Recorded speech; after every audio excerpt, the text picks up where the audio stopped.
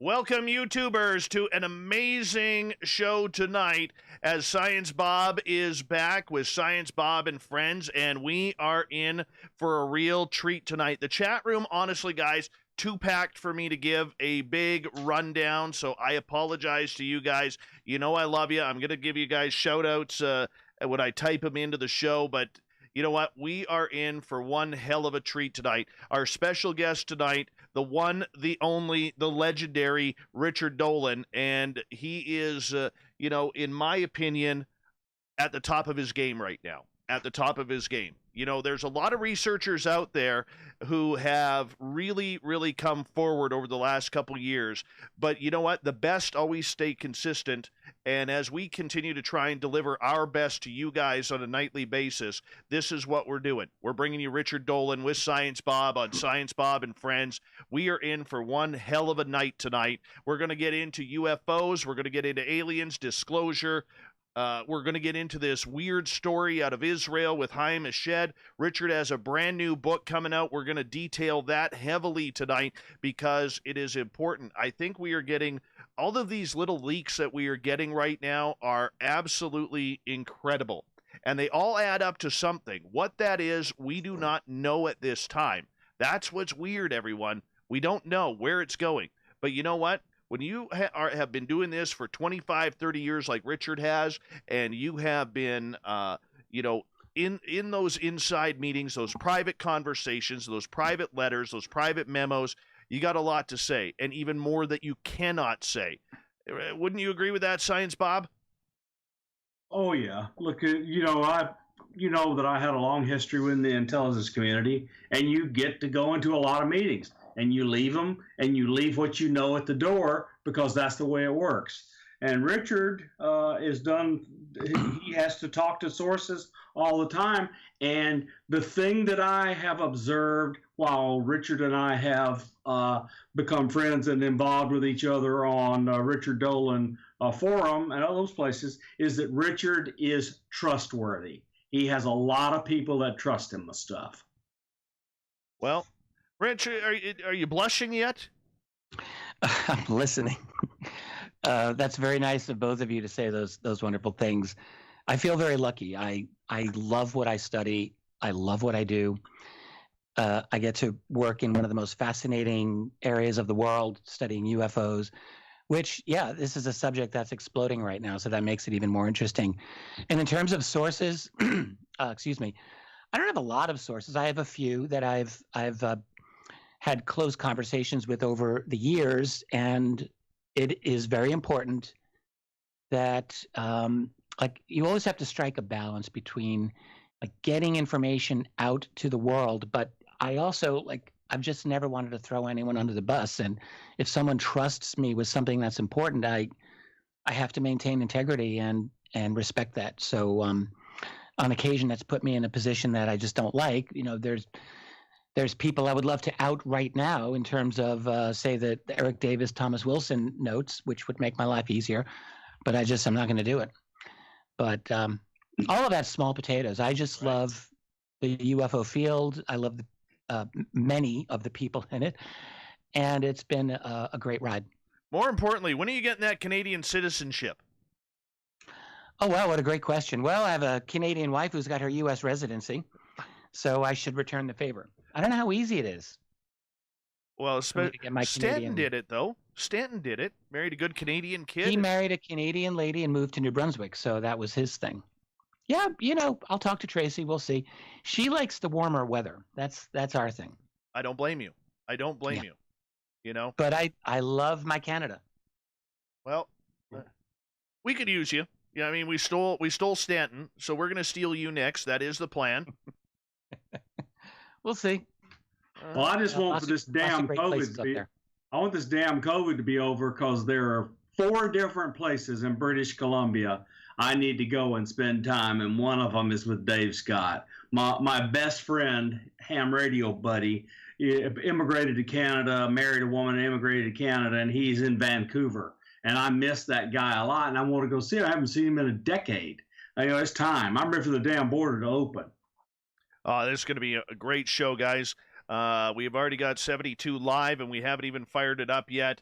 and numbers are going up. I want to remind everybody that a great way to support what we do is hit that thumbs up. More importantly, hit that subscribe button. We are just almost 400 away from 10,000 subscribers. That's what we're aiming for. Super Chat is open, and do a little shopping at the SOR Vault. Here we go, everyone. Actually, sorry, we got 30 seconds. I jumped the gun. I'm so excited, I jumped the gun. So if you want to go get T-shirts, support this show, sweaters, hoodies, whatever you want, go do a little shopping. Go to facebook.com/the SOR Vault. We got it all there. And maybe we got to make a Science Bob T-shirt. We got to make a Merle T-shirt. Maybe we should make a Science Bob T-shirt too. And we're going to get this going here in about 5 seconds. So everybody sit tight. We're in for one hell of a ride tonight. Here we go.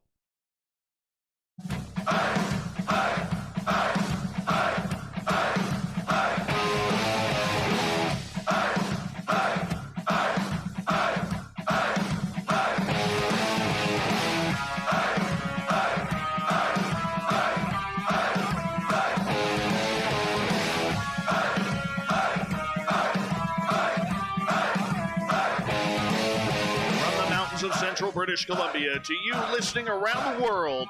This, my friends, is Spaced Out Radio. My name is Dave Scott, sitting in the captain's chair of SOR headquarters.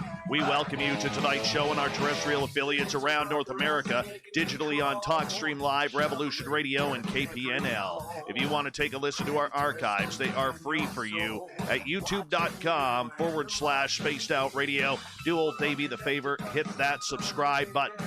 Follow us on Twitter at Spaced Out Radio, on Instagram at Spaced Out Radio Show. Our website is spacedoutradio.com, where we have a plethora of features for you, including rocking out to Bumblefoot and reading up on Captain Shirk's SOR Newswire. Tonight's show is brought to you by Chive Charities. Help make the world 10% happier by visiting Chive Charities today. You can find them on our website.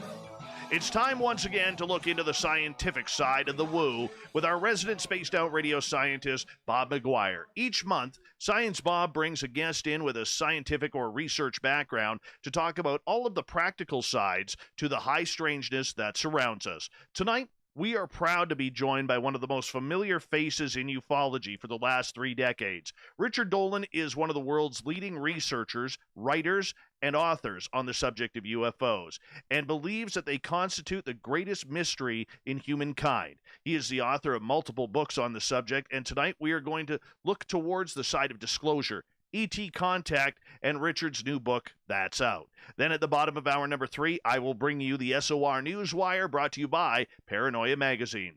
Science Bob McGwier, always a pleasure to have you on Spaced Out Radio, my friend. How are you? I'm doing really well, Dave. I'm ready to end this COVID isolation, but as long as we get to talk to fun people on here and listen to good guests and learn a few things, it's always fun to be on. I got to tell you, I'm a little upset coming into the tonight's show because there is a massive solar storm, a solar flare happening right now. The northern lights are supposed to be dancing over my house right now, and it's cloudy. It's never cloudy here, but of course, when the Northern Lights decide to show up and put on a show, it's cloudy. Well, I got to tell you, Dave, the recent predictions by the solar scientists are all changing dramatically, and I think we're going to have a massive sunspot cycle, so that we're going to get sunspot numbers 200. You're going to see lots of northern lights in the next 11 years. I hope so. I hope so. They're absolutely gorgeous. And Bob, I'm going to give you the honors of introducing one of the top guests we've ever had on this show, Mr. Richard Dolan.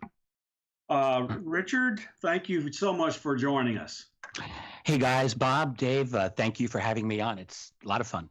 Okay, so everyone knows that Richard Dolan blew open the doors into ufology when he wrote his UFOs and the National Security States, Volume 1, and then followed it up with Volume 2. And then he's done After Disclosure and other books with people like Brian Zabel co-authoring books with him. Richard's really been a star in ufology. And recently, Richard has begun studying a different part of the UFO field. Alien visitation and other things like that. And Richard decided to write a book on the alien agenda and give us his speculative analysis of what all this is about. Richard, look, tell us a little bit about. I know one of your inspirations for doing this book in this field was a historian you know named Colleen Clements. But tell us why the big change from national security state into the new area. Sure. Yes, I'm glad you mentioned my old late friend Colleen. We can talk about her a little bit.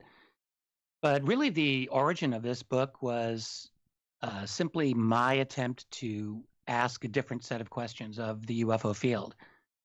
So when I started this research many years ago, I was very focused on just trying to put together a reliable historical narrative of like what happened and then what happened and then what happened, and to try to analyze that as accurately as I could.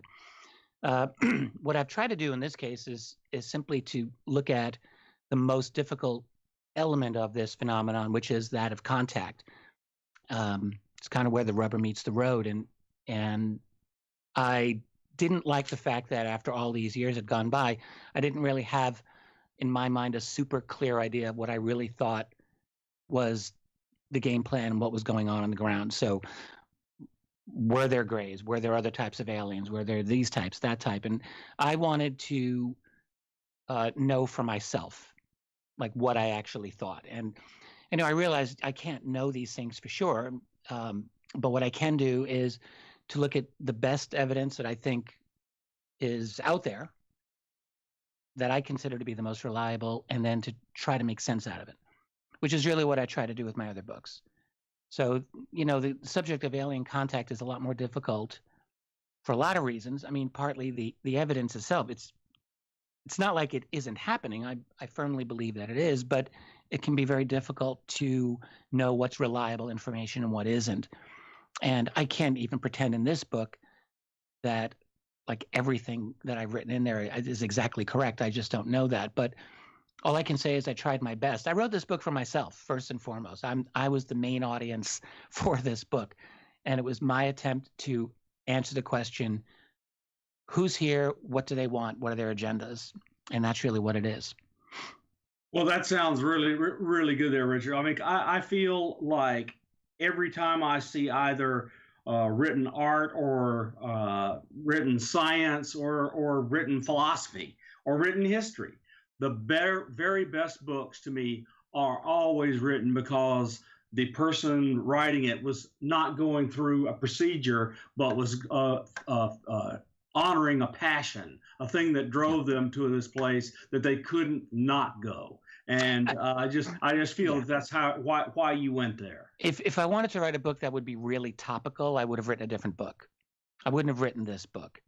I could have written a book on the current issues of disclosure. I mean, that's absolutely hot topic. I could have written a book dealing with the Tic Tac or TTSA or all of that. And I opted to do this because this was what was interesting to me. Dave? Richard, as someone who has seen this field change and morph over the last 30 years, from when you started to what it is today, how has the game changed, number one? But number two, do you like ufology today, the way it is? Yeah, that's a good question. Well, I've been doing this for, I guess, 26 years. And I've been known for about 20 years. But yeah, I mean, I remember doing this in the mid-90s and following the field. No one knew me, but I was following them. The biggest change, of course, is to the explosion of the web, which has affected everything, and it's definitely affected ufology. I remember when I wrote my first book, I got some criticisms from some of the old guard because I was using the web as a source of information, and I just thought, wow. So we've come a long way. The thing about with ufology, like when I look at it historically from the 70s and 80s and 90s, it was very much like an old boys club. It was a cliquey, sort of a small group of people. And back then, before you had websites, you had, a couple of journals, the MUFON Journal and a few others, and they had limited circulation. They had editorial policies. If someone wanted to contribute to the field, it was a lot more difficult. in that era. And then what we discovered, of course, with the web is like everything's exploded and everyone can jump in. And that's made the field much more interesting by far. It's brought in a number of people that I think, are reputable and disreputable. So it's made it very difficult. And it's definitely turned the field into even more of a circus in a lot of ways than it ever was before. So do I like ufology? On certain days of the week, I don't. I mean, I'll be perfectly honest. Like, I love the subject. I'm absolutely fascinated by the subject of UFOs and extraterrestrials or other beings, whatever they are, that are here and how they're affecting our world. I think it's incredibly important. I've made some amazing friends in this field, people that I will love and respect until the end of my life. But no, ufology really is a mess in a lot of ways, and it's a difficult field to enjoy in some ways. I have to say that, because it's just so polarized in a number of ways. And I mean, it's just one reason why I try like really hard not to engage in too many arguments and fights with other people, but sometimes it's avoidable. Oh. I'll tell you, Richard, I agree with you, Richard, that it's just counterproductive to get in these shooting matches on Twitter. It's just a useless thing. Dave, I'm sorry, I interrupted. Oh, no, I was going to say pretty much the same thing as you, Richard. I mean, so many people get sucked down that rabbit hole of information versus disinformation. How do you, as someone who is an esteemed person, respected in this field, kind of stay away from that daily drama of things like UFO Twitter or the battles on whether, there's going to be disclosure or not? How do you do that? Well, you have to make a decision not to do it. It's as simple as that. Like I have social media, but as anyone who's been paying attention to me probably realizes, like, I don't engage in social media the way that I used to in years past, because that's a great way for me to lose my mind. And I can't, like, the thing is, I can't allow myself to respond to new information that comes all the time, because there's always something that just wants me to engage in outrage. I remember about a year ago, I was at an event in, where the hell was I? I think I was in, it was the UFO Congress, so near Phoenix. And I'm walking, and Jimmy Church was there, and I mean, Jimmy's my friend, and he grabbed me, and he said, "Richard, what's your response to the fact that Luis Elizondo is being denied as a representative of ATIP?" Like, there was this thing that just blew up at the time. I remember this, and I hadn't heard it before, and I knew there's something was wrong with this. And there was something wrong with that, it turned out. But like, the thing is, anytime there's something new, I try not to have a reaction right away. I try to wait. And sometimes that causes people to be frustrated with me, because they want me to jump in on some new statement that comes around the bend. And for me, the most important thing is to wait, reserve judgment, and then to slowly form an opinion. Like, it's just a tough thing, because in this field, there's just so much stuff that gets stirred around, and I don't want to have to react to every single thing that comes in front of me every single day. It's a recipe for just losing my mind. So I try to wait, and then make a decision. And that's the historian in me. Like, that's the training. Historians aren't usually comfortable writing about things that are contemporary, because it takes time to have perspective. I don't have that luxury anymore. I've actually thrown myself into putting together my third volume of UFOs in a National Security State, which is underway, and that's totally contemporary. So I'll have to just gut it out and write about contemporary history. But my instinct is always to wait, and my instinct is to reserve judgment. We live in a time where, whether it's UFOs or beyond UFOs, people don't want to wait until they make judgments. They just jump in, and we're getting more and more polarized. not just about politics, but about life in general, it seems to me. And I just think it's a dangerous path. So what I want to do is wait, be careful, and form an opinion after I've really thought things through. Well, let's go just I want to call it slightly controversial, because you have fairly strongly held views about the context in which, let's say, the fourth stage of mankind Oh yes. is happening. But so I want you to give our audience that context, because you express it very well, and you have this perspective, and so that is the context in which this book is written. So give us that, if you would, please. That's exactly right. Yeah. Thank you, Bob. Yeah. And thanks for bringing me back onto track here. I was getting a little off. Yes, it's true. So last June, I did 2 online lectures, and one lecture was on the alien agendas, as I call it, plural, and one was on what I call the 4th stage of humanity. And when I wrote this book on the alien agendas, I did incorporate a lot of my ideas from the other lecture into this.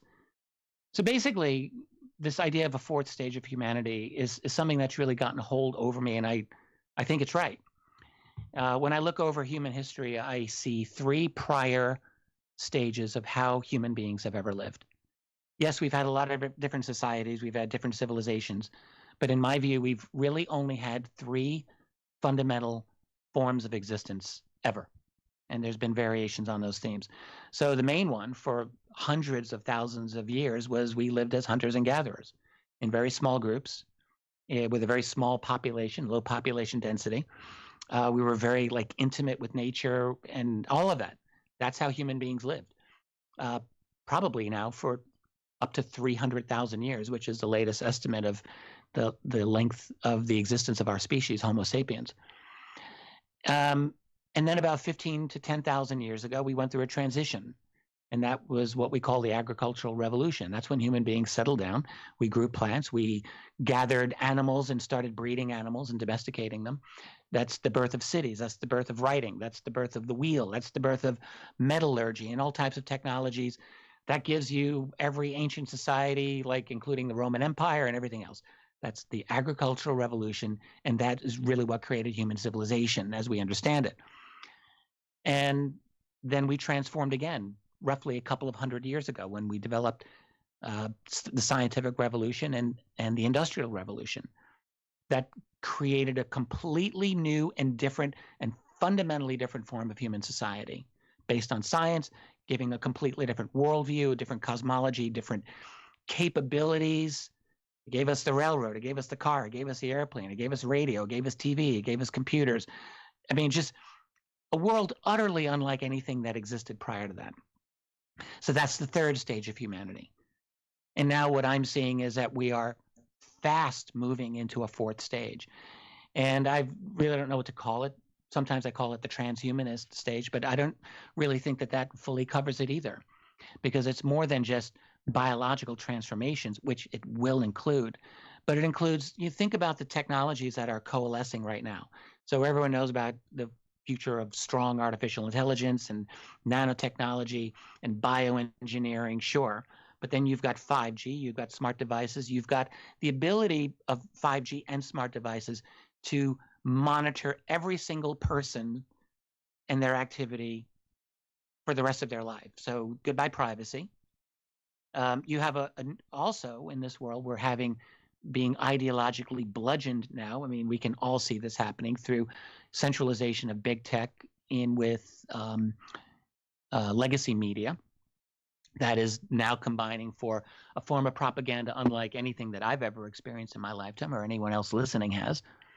And what we're seeing really is a world that's moving toward emulating China in what, they've got their social credit system of what they call trustworthiness.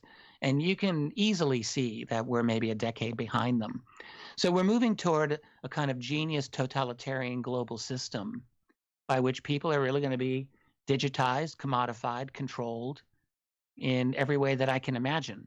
And when I look at all of that, that's a fundamentally different form of human existence than anything that's ever existed before. And I think it's going to change human psychology, and I think it's going to change human physiology, which is already changing, actually, and a creation of a totally different culture, one of, I think, great conformity, one based on fear as well, something that I don't think that I'm going to like, and I think most people listening aren't going to like, but I think it's going to happen. And the one thing that it will do, I mean, it will weaken individuals. We'll probably just all be living virtual reality games like Ready Player One, as far as I can see. But what it will do is it will give the ruling establishment of our world tremendous power, tremendous power. So in terms of their ability to control the technologies that I've just been talking about, it will be like a leap. This is not an incremental change that I'm talking about. This is a leap, just like from hunting and gathering to agriculture, just like from agriculture to the industrial scientific revolution. Those were leaps. This is another leap, and it's going to be orders of magnitude beyond what we currently do. And my speculation is that it might actually be just enough when we're through this transformation to put us on a level where we will be able to deal with these other beings in a way very much unlike what we can do now. So if you look at post-singularity artificial intelligence just as one thing, and then post-quantum computing and whatever we have, in 50 to 100 years, we're going to have a tremendous amount of power. You think about military capabilities, weaponry. We're already in a drone warfare revolution right now. The nation of Turkey has shown that.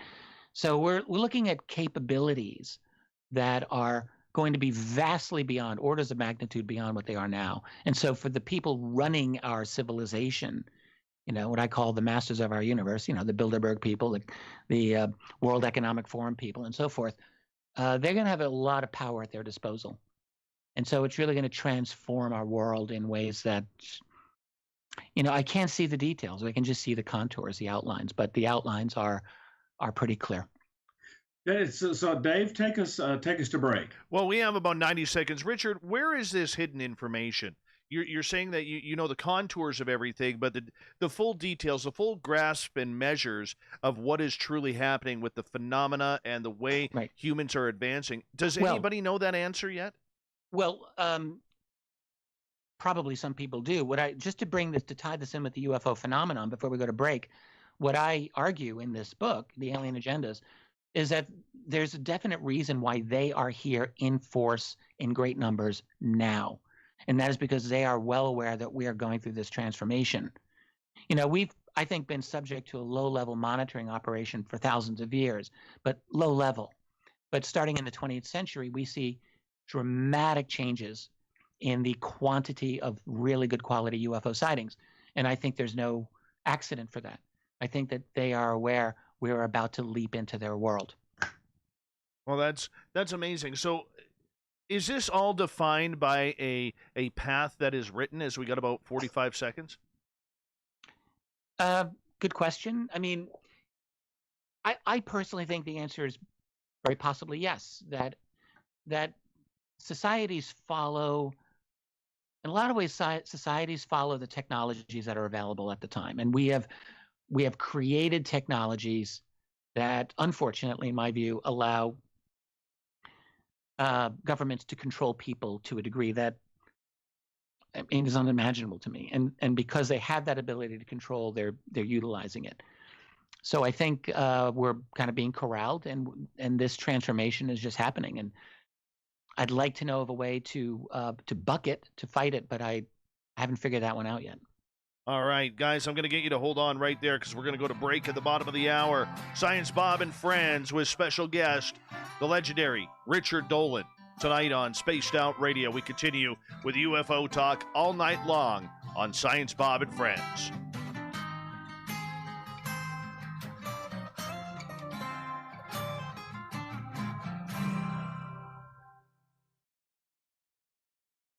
All right, gentlemen, we're clear.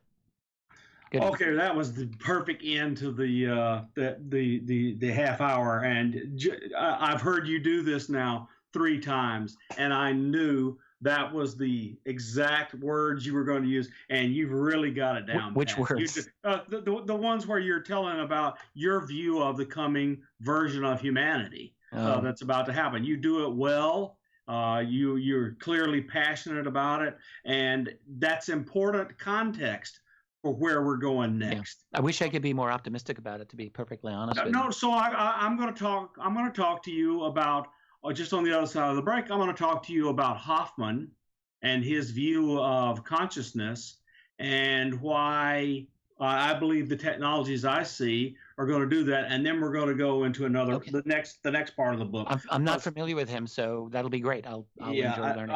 I believe we're about to be manipulated by our own inner nature. Not sure what you mean by that, but I'll want to know. Yep. All right, good. I blew through my tea, I see. Well, you got time? No. Well, how much of a break do we have here? We got about 4.5 minutes. You got time. Oh, really?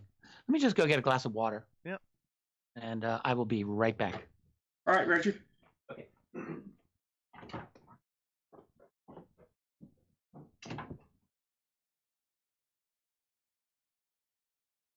You got snow, Dave? No, it's been raining. It's cloudy, blocking the northern lights. I'm pissed off. But well, that's okay. I would be too. But I really believe, given what I've seen in the last 2 weeks coming from the solar scientists, we're going to have a ton of aurora in the next 8 or 9 years. Excellent. Excellent. Well, either way, it blocks my view for tonight. Later on, it's supposed to clear up a little bit, so I'm hoping the show is continuing once I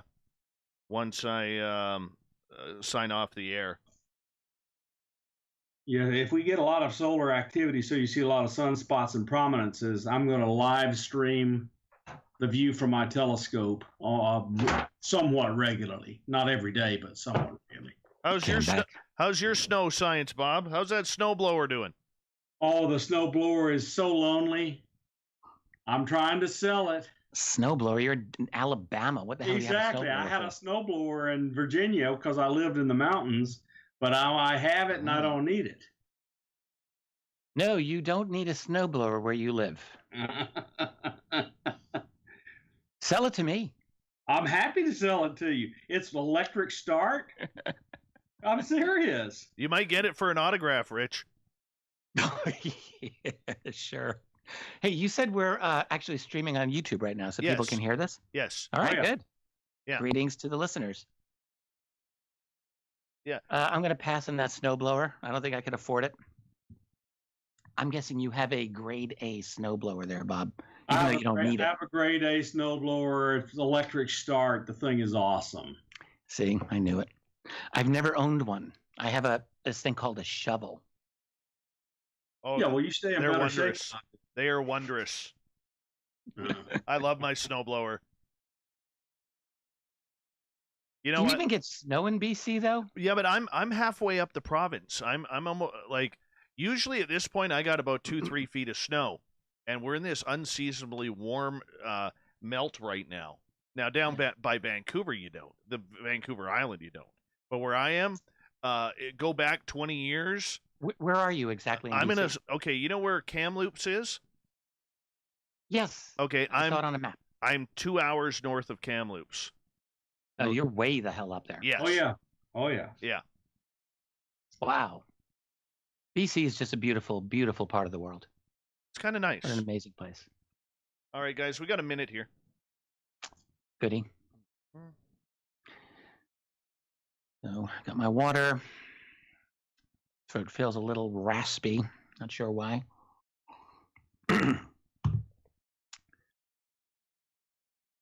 So, Hoffman, you said, Bob?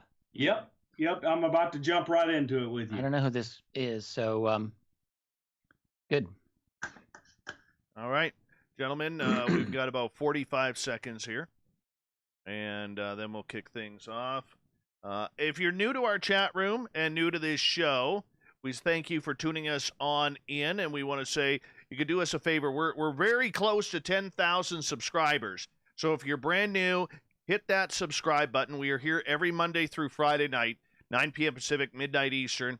Yeah, we don't take nights off here. We just run with it because we're silly that way. Big thank you for the super chats tonight for Justin, Jenny, G. West, DB Cooper, Inzane, Cat Chaser, Steam Train Mark, and Human Carl. We really do appreciate the love and support. Here we go, everyone, with the second half hour. Stay tuned.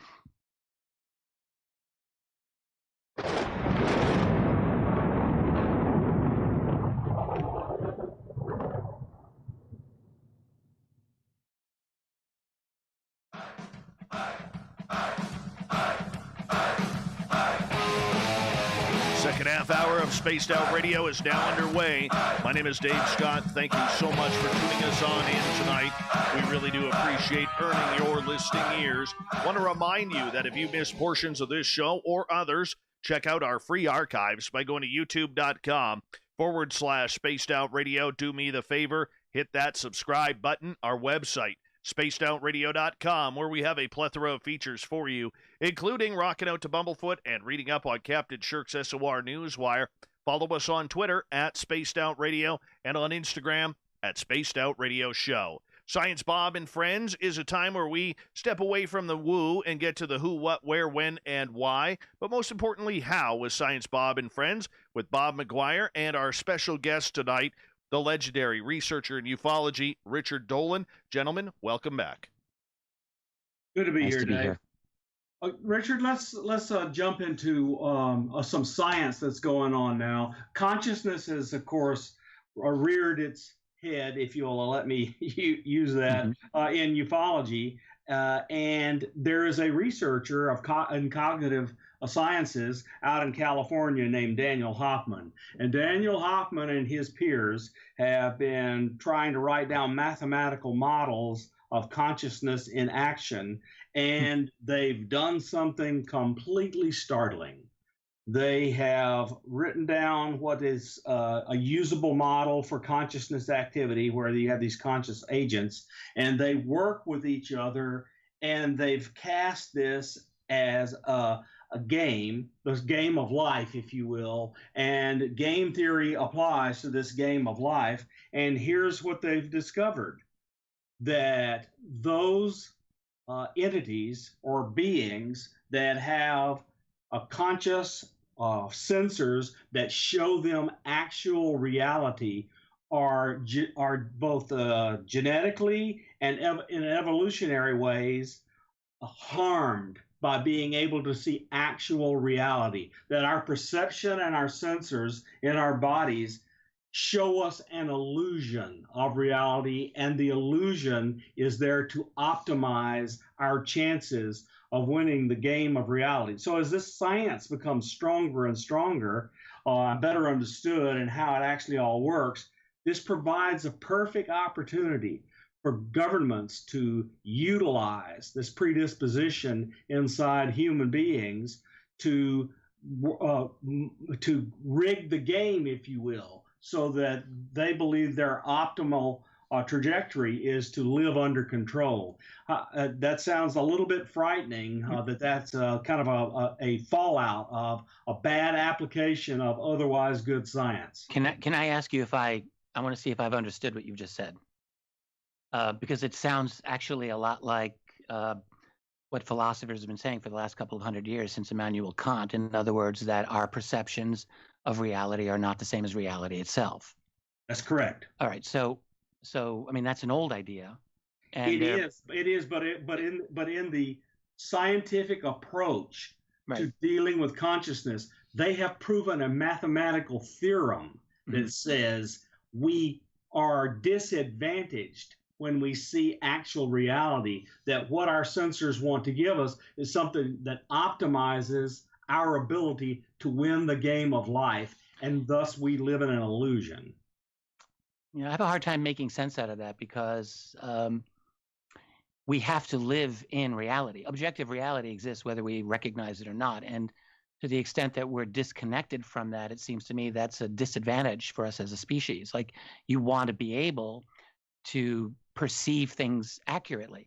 Now, we all know that every single moment, like, we're getting all these inputs that our brain doesn't actually process because it's irrelevant information. So the brain winnows out all of these different things just so what it needs. So our very act of perception is we're selecting the reality that we're seeing, but that doesn't mean that we're seeing illusion per se. It just means that we're blocking out the things that we perceive as irrelevant. I'm not really sure if, we know that that is the case. So what this model you're talking about, I'm going to honestly say, doesn't make sense to me, that we're disadvantaged. It's definitely true, in my opinion, that we do not perceive full reality. Like, there's no way.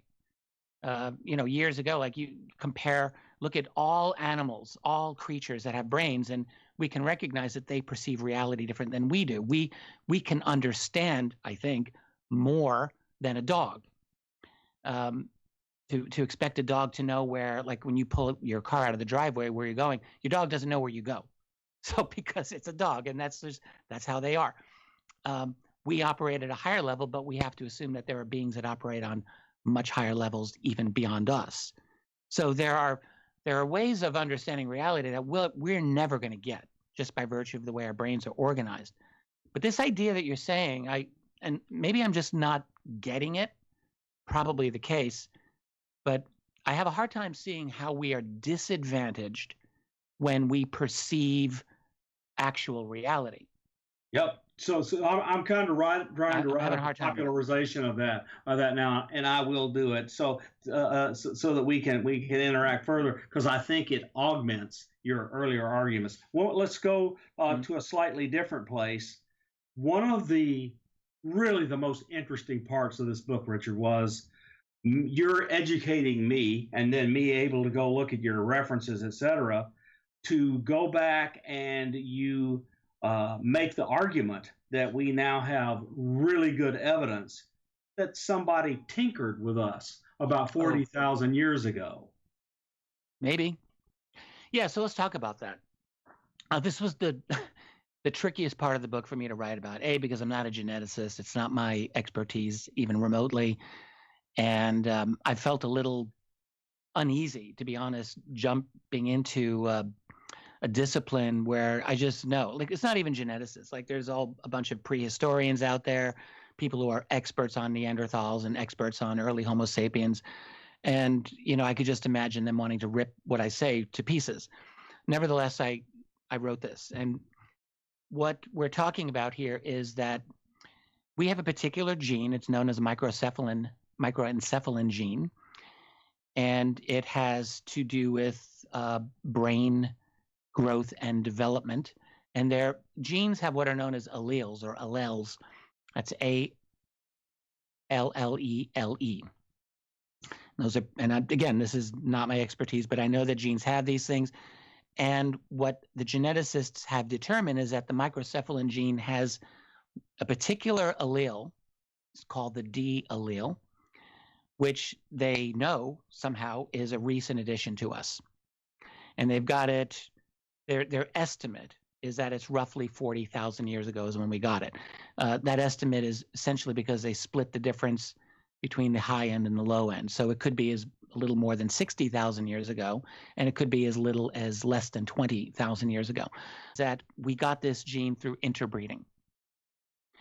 And now this is considered an important addition to this gene because it has to do with brain growth and development. And if you study human prehistory, you know that what's called the creative explosion in humanity happened a little more than 40,000 years ago. So if you compare our inventiveness prior to that and then after that, there's no comparison.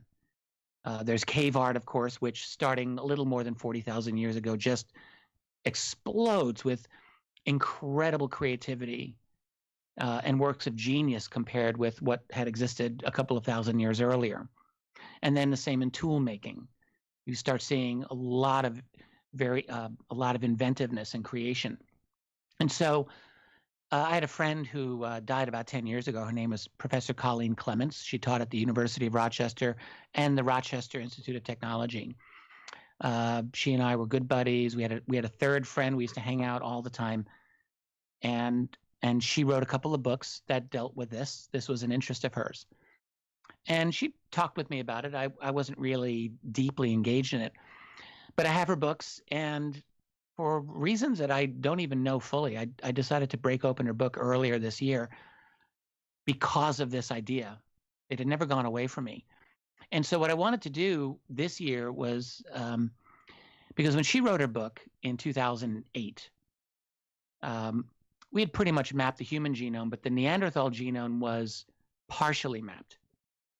And so obviously, if you've got geneticists saying that this gene came from interbreeding, the obvious candidate are Neanderthals. And my friend Colleen looked into this, and the fact was there was no evidence of this genetic material with the Neanderthals. So that was 2008. So in 2020, I thought, well, let's look into this. And I was able to research it and to find out, have scientists found this particular allele and gene in the Neanderthals? And to my surprise, actually, I discovered they had not. And they were looking and looking. It's not for a lack of trying. There have been some very detailed studies on this, and I cite those in my book. And that was a surprising thing. So what you find is that these geneticists and these scientists were quite disappointed because they had assumed that we had gotten this from Neanderthals, and damned if they can find it. They can't find it. It doesn't seem to be there. Now, there's a possibility that in 10 years, 20 years, maybe like a Hail Mary pass at the end of a game, they'll find it. And we'll be like, okay, great, we got this from the Neanderthals. But the fact is, it doesn't look like it. And there's another early group that existed at the time, which was very closely related to Neanderthals, called the Denisovans. And they also don't seem to have this gene. So the question is, who's the daddy? Like, if this did come through interbreeding, and if it didn't come from the Neanderthals and it didn't come from the Denisovans, you're really running out of candidates of, human groups that existed. There were the little hobbit people who lived in Indonesia, but I don't think anyone's considering them either. And the fact is that the geneticists who've studied the Denisovan and the Neanderthal genes, they don't seem to be optimistic at this point. I've read some of the papers, and they're like, yeah, it doesn't look like it's going to be there. So it's just like a big question mark. And, for someone who studies UFOs, for someone who wonders, have we been modified? I think a lot of people do wonder. When you look at human development in general, we're really the only species on the planet that follows such a bizarre, rapid evolution. Like, there really aren't any other species that evolve as quickly as human beings do. I want to jump in and give you technological underpinnings that I personally can see, and probably most others will realize once I tell you how we will be able to do what you're talking about in about 10 years. Aha, yes, okay. This is interesting. Okay. All right, so the two women won the Nobel Prize in medicine and biology for their invention and now technological perfection of CRISPR-Cas9 that can go in and do surgery on our genetic code and put whatever they want into it. That's number one. Number two, you need to simulate what will happen to a genome before you go to do these experiments. Otherwise, you'll be here for eternity trying to figure out which thing to modify. So, but if you're able to simulate the genome and its action as you change it, you'll be able to do this more rapidly. And guess what's coming that'll do it? Large quantum computers. And then you want to be able to get a gestalt on what's going on with this genome. And so Elon Musk Neuralink or telepathic connection or whatever to the running simulation will allow you to see quickly through some kind of visualization and the simulation, you'll be able to see quickly what's going on. So right. I just think we're like 10 years away from the technology of being able to do that ourselves. And I think everyone believes that we're going to manipulate our genome to make super. So France today announced that they were going to experiment on volunteers to turn them into super soldiers. They announced it in the newspaper. Wow. So anyway, I just thought it was interesting. Dave, jump in. Well, when you speak super soldiers, I mean that opens up a whole nother can of worms in this entire UFO mystery, does it not? Well, explain a little more. I mean, Well, what are you thinking specifically? there's a lot of people out there, you know, granted it goes down the woo side of everything, but there's a lot of people out there who claim that there's already super soldiers that have been Ah, built or genetically modified. right, that's true. I've met a couple of those guys myself, and I really never knew what to think about them, to be honest with you. Um, so I don't know. It's possible. I don't know what the black budget world has done in terms of genetics. Um, I mean, I just have no idea how advanced they actually are. I mean, some people think they might be incredibly advanced, and my sense of the classified world is that there's probably great levels of advancement in some areas, and maybe not as much in others. I just don't know. But I think it's definitely true that we're going to be moving very rapidly. I mean, with CRISPR, as Bob was saying, to substantial genetic modifications of the human being. Um, I've often felt that we're going to probably move towards some kind of biologically based caste system. I mean, we're already sort of there in our world as it is now, but I think it will be much more so. Um, and personally, I don't know how much value super soldiers are actually going to be in the future anyway. When you're looking at, incredibly mechanized drones, for example, super soldier's not going to do much good against a drone that's got them targeted and blows them up from afar. But I do think we're looking toward a future of a lot of genetic engineering. And yeah, to have tweaked, human beings, say roughly 45,000 years ago, some species that could have visited here, looking at us as we existed at the time, thinking close but not quite there. Let's just do a little bit of a tweak and see what happens. And very, very delicately adding this allele to this gene, and then watching it spread through positive selection, which is really what appears to have happened. Okay, before we move on into some of the really interesting examples of who might be visiting, you have a really good discussion about, are we being monitored or are we being controlled? Right. And I think that's important for to move into the who's visiting us before you address what's their motives. Well, I think, I'm only giving my theory here. And my theory is only based on the information that I have looked at. I mean, there's probably more information that I haven't seen, but my sense is that we were monitored for a very long time, not really controlled, because there was really not much value in controlling us. We were just not that interesting. We were at a very low level of capability. We had no ability to deal with them in any substantial way. And what would be in it for them to kind of run our society back in the Middle Ages, like living in unheated castles? And I mean, it wouldn't really be all that much of a great thing for another species to infiltrate human society back then. It just seems to me it doesn't make sense. There are some interesting UFO cases from way back then, and some interesting encounter cases that could be legitimate. But again, what I believe is that we got the whole neighborhood to watch us starting around our 20th century, when we started to develop very potent science and weaponry and capabilities, like all at once. And I think that's why they're here.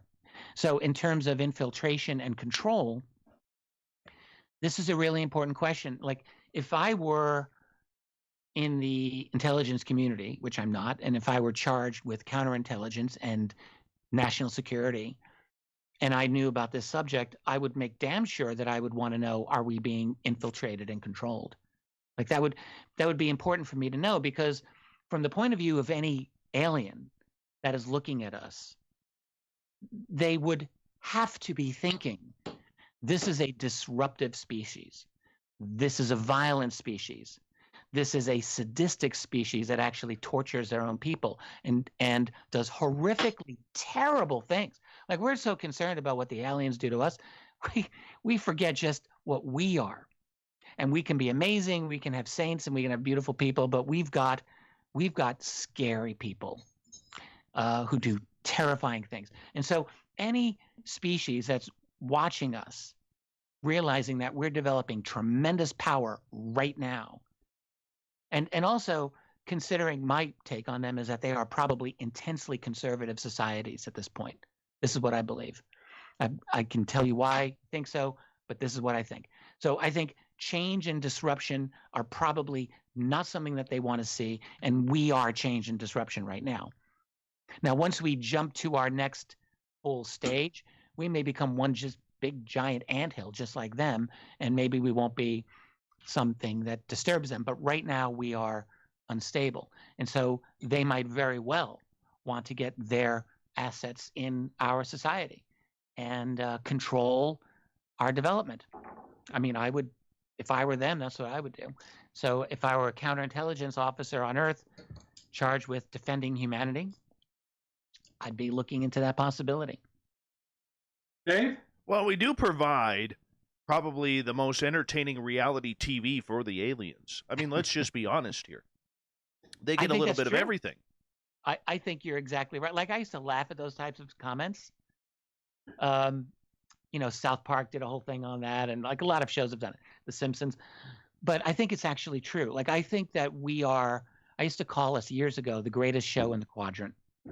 And I think that's what we are. Like, we're going through this transformation now, and I think it's got to be intensely interesting.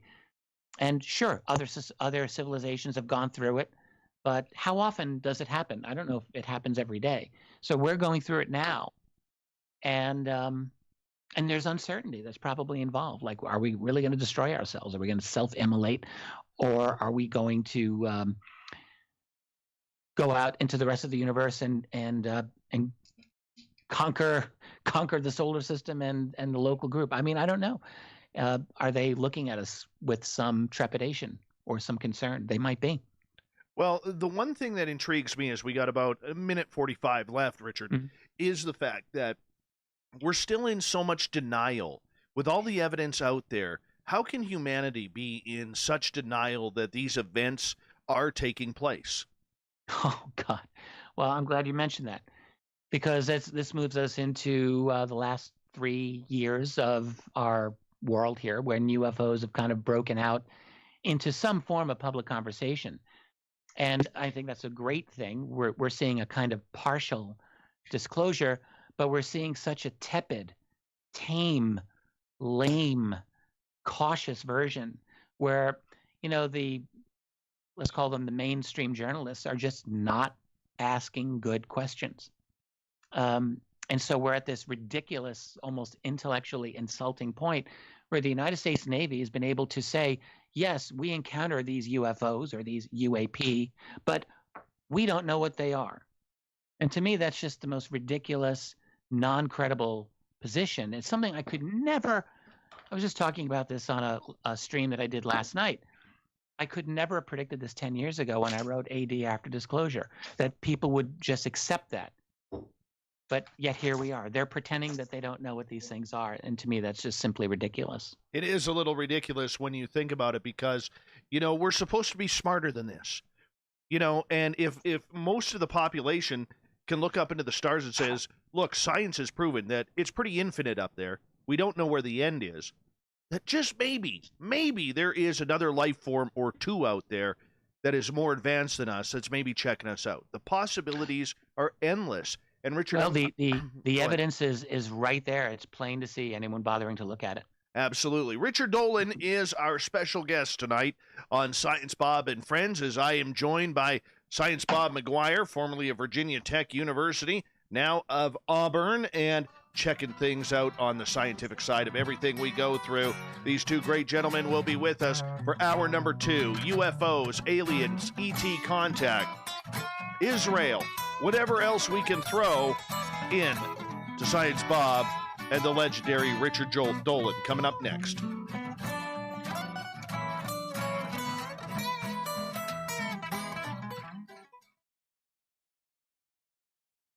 All right, we're clear, guys. All right. Oh, that was a good hour, Richard. Solid hour. I'm going to have to check out this Hoffman and his theory, because I must be missing something. I'll be right back, guys. So let me explain to you what Sure. I'm writing a carefully done popular treatment of it. So I don't expect you you or anyone else to understand how to do the optimality of the game theoretic equations he writes down, or what a Markov random field is, or any of that stuff. That's not what is expected. But what I feel is needed is a treatment of it for the average person to get a gestalt. Right. Well, your comment on CRISPR technology, that was right on point. And man, I should have just included some of that in my book. I didn't even think to, but it seems really obvious. Second edition. Yeah. Yep, it could be. But I'd like to know more about the Hoffman idea. There's something that just didn't seem quite right to me about it, but I suspect I'm just missing something. I think there are certain conditions he puts in there. Look, but it goes along with. There are a lot of weird things in math and science. One thing that you got me thinking about, though, and I didn't really mention it, was, I mean, it seems to be that he's essentially saying that we of necessity live in a kind of illusory reality, like an illusion. Like that's what he says. And he says we are evolutionarily harmed if we are covered up with reality. That is what consciousness really does to us. So, like, I was just reading Eckhart Tolle earlier this year, and one thing he points out is that, like, nearly you are not your thoughts. That's like his main thing. And so the thoughts that we have are, in his opinion, are actually harmful to us, but they also take us out of the genuine reality of being, right? And so, like, because we fill our head with all of these ideas and all of these concepts, these constructs of reality, that maybe this is what Hoffman might be saying, that this is essentially an illusion, in which I would agree with that, actually. We live in illusory thoughts in this illusory world, but the other side of me says, well, our brains actually are designed to do that. So there's got to be a good reason, and it is a good evolutionary reason, because it gives us a lot of power. Mm-hmm. But it does take us out of reality to some extent, right? Like when we're thinking and thinking and thinking and thinking, we're kind of spinning out into our head. And what we're not doing necessarily is like what a Zen master would say is, you're not being in the moment. You're not actually experiencing reality. Yes. That's what he's You're not mindful. About. Yes. Yeah, mindfulness. Yeah. Yes, I totally agree with that. And what he's done is write down a mathematical model that you get falsifiable predictions out of, and in the end, irrespective of kind of the exact form, there's still this kind of game theoretic construct in which he's determined that there are two classes, and then one class is disadvantaged and the other class is advantaged. And so it's not really a fair game if those are the two players. It's pretty interesting. Yeah. No, I'm glad you mentioned it, actually. I wasn't trying to give you pushback. I didn't. No. Understand. You that's the way science is. Yeah. There is nothing more brutal than a bunch of scientists getting together and taking pot shots at each other. I'm used to it.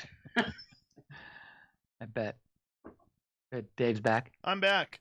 No northern lights. It's terrible. Still cloudy. So you're 2 hours north of Kamloops. That's even north of, like, Whistler, right? Yes. Way north. Yeah, I'm.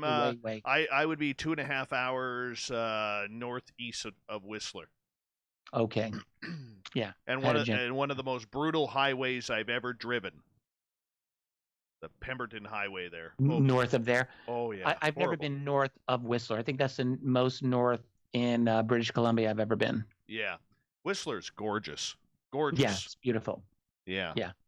Really nice. Yeah, Pemberton is where a guy named Steve Istall lives. Has been working closely with why am I forgetting his name? David Paulides with a ton of Sasquatch activity in that area. Yes.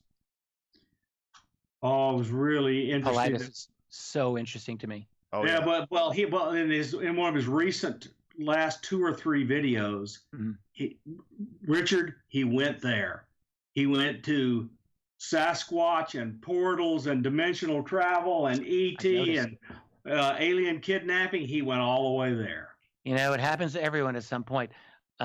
There's a lost interview I did with David Paulides from several years ago, and I don't think it exists anywhere. And it was a damn good interview. And I got him to go farther, I think, than he'd ever gone before. It was with KGRA, and I think it's lost. But yeah, I could tell like he was definitely open to ET, but he just did not. He wasn't comfortable going public with it, and I didn't blame him. You know, everyone's got to fight their battles, and sometimes you don't want to fight too many at one time. But I consider his research very important. Yeah, because I think he's pointing out major anomalies that do tie in with a lot of the things that we're studying. All right, gentlemen, hold on. We got 10 seconds here. Big thank you to Michael, Jules. We have Justin, Jenny, G. West, DB Cooper, Inzane, Cat Chaser, Steam Train Mark, and Human Carl for the super chats. Here we go. You're listening to Spaced Out Radio with Dave Scott. Follow Dave on Twitter at Spaced Out Radio and on Facebook, Spaced Out Radio Show. Hour number 2 of Spaced Out Radio is now underway. My name is Dave Scott. Thank you so much for taking the time to join us tonight. We really do appreciate your listening support. I want to say thank you to everyone listening in on our terrestrial affiliates around North America and digitally on TalkStream Live, Revolution Radio, and KPNL. Remember, you can check out all of our archives for free by going to youtube.com/Spaced Out Radio. Just do me the favor, hit that subscribe button. The Desert Clam has set the password for tonight in the SOR Space Travelers Club.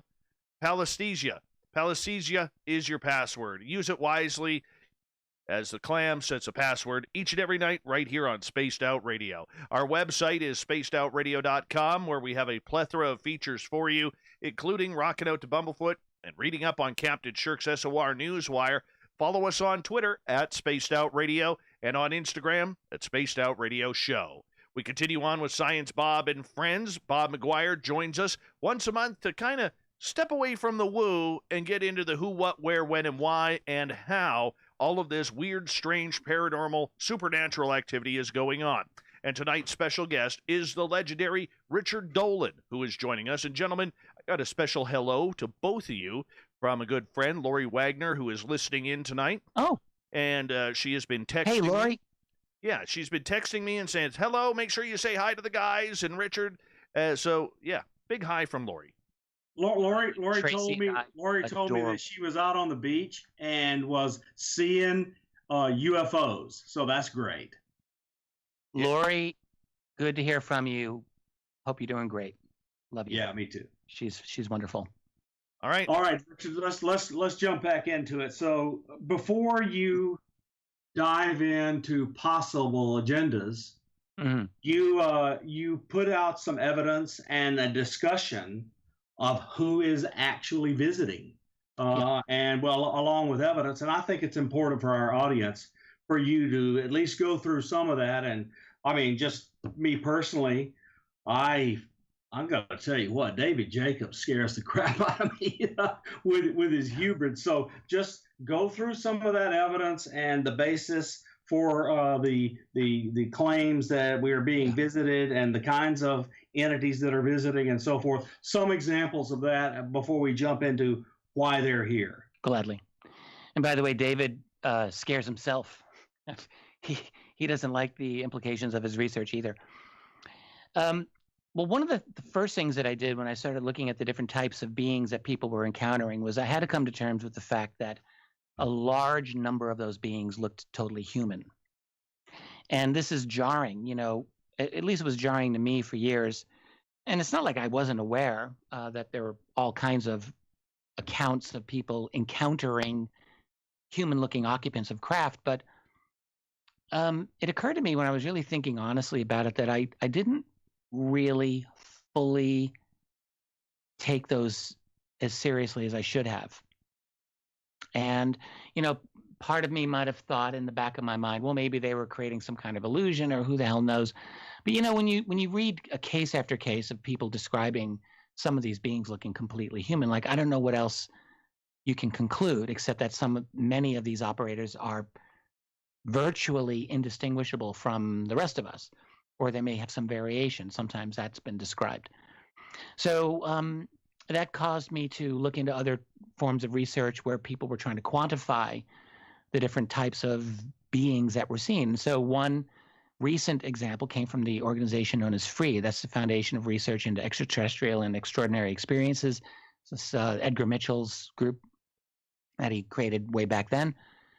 And they did a kind of an online survey. And I had my problems with some of the methodology, but I mean, overall, I think that they got a lot of information in there from thousands of people who wrote to them and described their experiences. And one of the things that they concluded was that almost half of all the people who claimed to have been aboard a UFO or flying saucer, I think 45% of those encounters involved beings that looked human. So it was quite a large number. Now, there were more encounters that involved gray aliens if you combine the short and tall grays.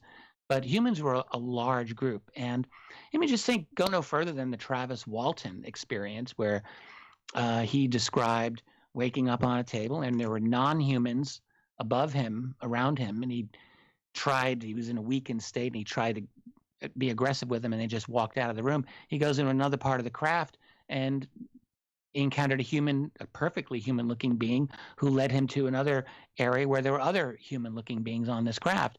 And you have to ask yourself, if you accept what Travis said, and I don't see any reason to doubt him, you've got two types of beings on this one craft. And that's not the only example, not by any means. So one type of being that people are encountering look just like us. And the question that I asked myself is, how could that possibly be? Like, could I expect that there would be people who would evolve to look exactly like us on another planet? Now, there are reasons to think that there would be humanoid types of beings, with 2 arms, 2 legs, 2 eyes, ears, nose.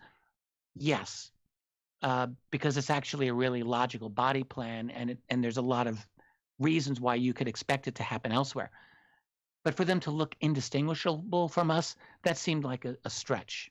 And I still don't really have an easy way to explain it, other than my speculation about having ancient visitation.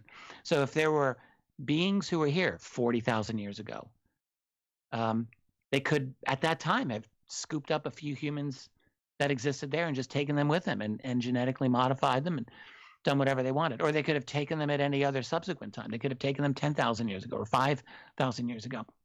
And with enough genetic modification, you have those humans in with your society, they become just like the aliens, essentially.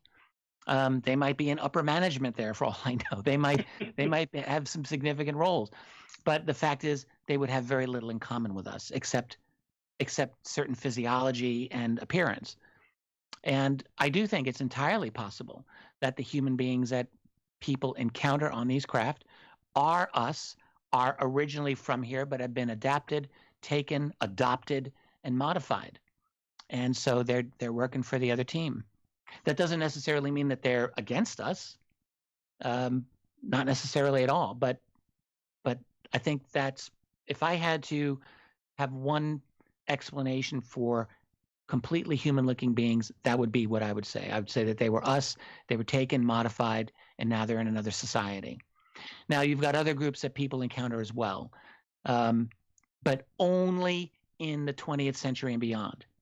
So when you look at gray aliens, there are no examples that I have ever seen of humans encountering gray aliens prior to the 20th century. You've got the cave paintings in Australia of the Wagina, and they sure as hell do look like gray aliens, and those are thousands of years old. But that's the outlier. There are no other examples that I am aware of. So my assumption is that grays came here in the 20th century. And there are similarly no, let me say, for me, credible or detailed examples of human encounters with reptilian beings. Yes, there's some Sumerian, Mesopotamian artwork that may look like a reptilian being, but that doesn't cut it for me. So for me, when I'm looking at in terms of other types of beings, and this goes for the so-called mantid beings, the insect type beings, these are all recent. And my conclusion is that they have arrived recently. And they've arrived recently specifically because of what we're doing. So the question that I might ask is, what is the relationship between any long-term group that might have been here watching us and these guys? Because I don't think that they're the same. And I don't have an answer to that, but my speculation is that there might be problems, or there might be a covert level of opposition going on that we are not aware of, because it's in everyone's interest for us to be kept apart from this. I think the secrecy is a really important element of what they're all about.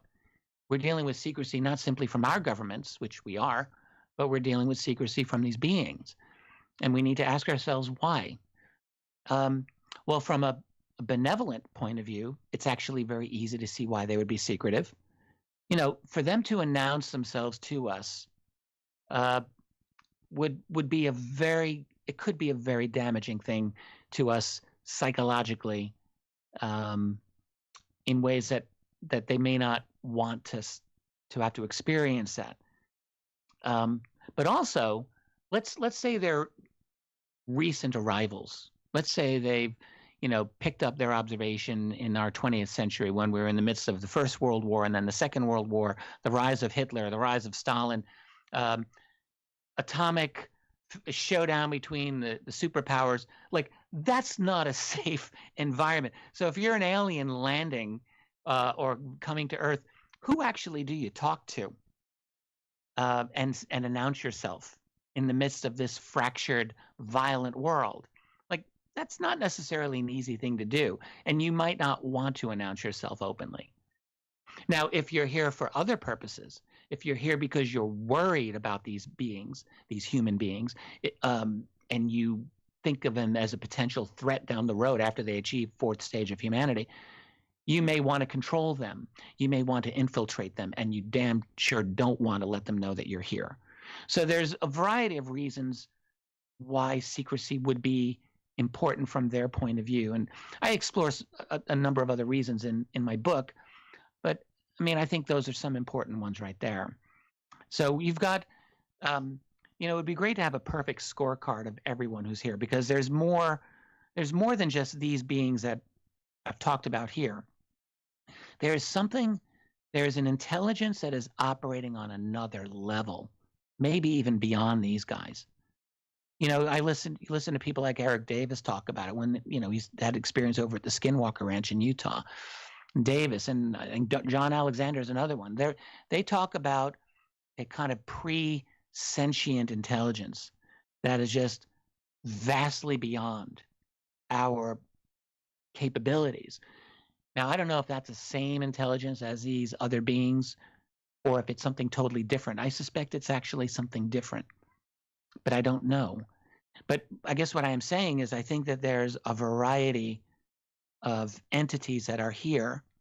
And one of the things that we really want to be able to understand is, what is their diplomacy? What is their interactivity with each other?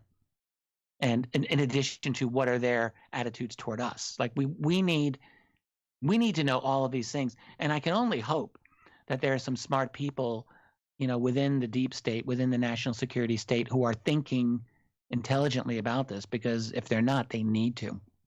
Richard, I want to ask you in regards to the history of it. The one thing this new wave of ufology has really, really dropped the ball on is the history of what's already happened. And yes. And what Big time. You go from Kenneth Arnold to Roswell to the San Augustine, which is never talked about in regards to the Roswell crash. True. You look at all of these events where we have these alleged craft, alleged bodies. There is a plethora of information out there, and yet today's ufologists and scientists who are coming out say, well, we know nothing. We know nothing of the sort. How can we believe that?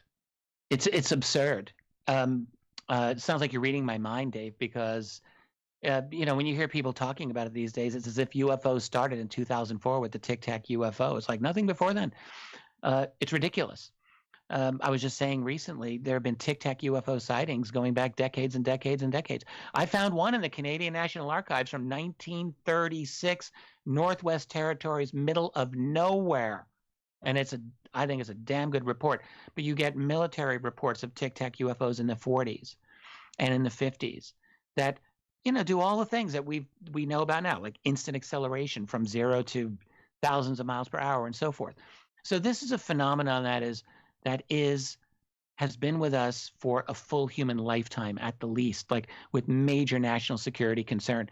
And you've got this fiction where the U.S. Navy is saying, yeah, we've actually encountered these UAPs, but we don't know what they are. And that's just not credible. And anyone with half a brain knows it's not credible. When they say, oh, well, maybe it's the Russians, maybe it's the Chinese, everyone knows it's not the Russians and the Chinese. Like, everyone knows that. It's just a ridiculous thing even to guess. I mean, the reason that they say what they do, I think we can all figure this out. It's purely political. It has nothing to do with science. I'm talking about TTSA and the Navy. They have their reasons for pretending that they don't know what these things are. Because, look, this is still a very difficult subject, and they're all afraid to state the obvious, which is that these things don't come from our society. They don't come from our civilization.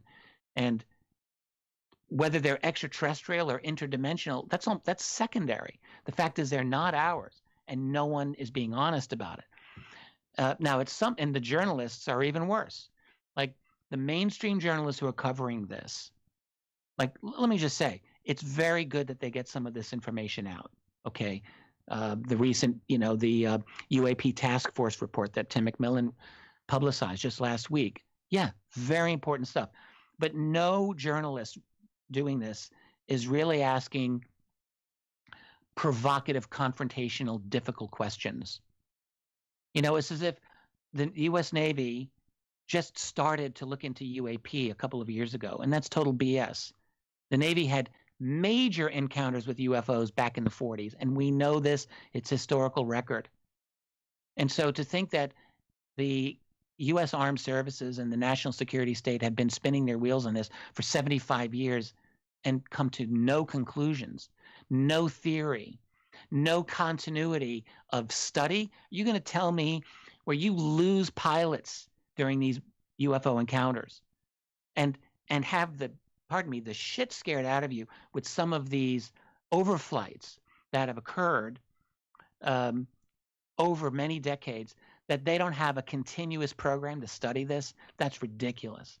And everyone who's looked into this realizes it. And yet our ultra lamestream media just lets this slide. Well, because they've never wanted the story. No, and they don't know how to handle the story because they're not educated on it. And so they're allowing themselves to be led by the government, by the military on this, and they're really not going places where they need to. And people like us are talking, but what unfortunately has happened in the last decade is that alternative independent media has been pushed further and further to the fringe. We've seen the consolidation of big tech in with the intelligence community and let's call it the deep state, and that's a reality. And they have bludgeoned people with propaganda and ideology for the last decade, and they have pushed alternative views to the side increasingly.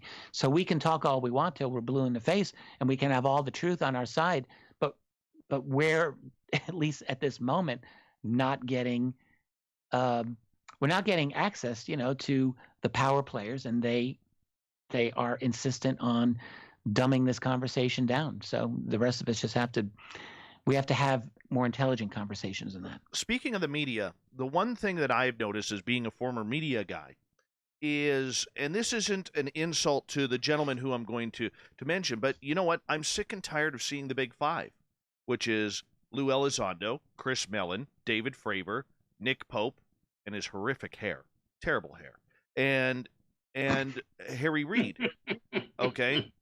Harry Reid. I'm tired of seeing those five. The message, God bless him, has not changed at all. And like I said on Grant Cameron's panel a couple of months ago, and Bob, you were there, I don't see the media coming after that counterpoint, which is and I said this on the panel, I said, where's Grant Cameron? Where's Richard Dolan? Where's people like Linda Moulton Howe or Melinda Leslie?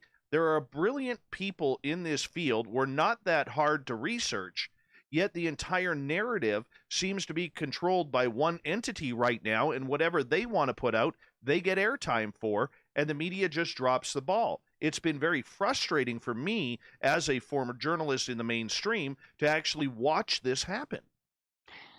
I think it's always been that way. I mean, you think of a publication like the New York Times, which has always been very tightly controlled in terms of editorial content and what's allowed to be said there. I mean, people like myself or Linda, Grant, we're all likely to go off script. Like, that's just the reality. I've had a number of instances where I have been on mainstream media and I don't get invited back for that very reason. I don't stay on script. And what is script, by the way? Here's what script is. No cover up, no conspiracy. That's what script is. And so when you go into actually dealing with deep cover up, long-standing cover up, then you're talking actual conspiracy. And that is the verboten place to go. So, I'm friends with a lot of the people you mentioned, like Nick. I've known Nick Pope for a long time, but these are not people who are ever publicly going to say, yeah, there's a conspiracy and a cover-up. They do the exact opposite, and that is why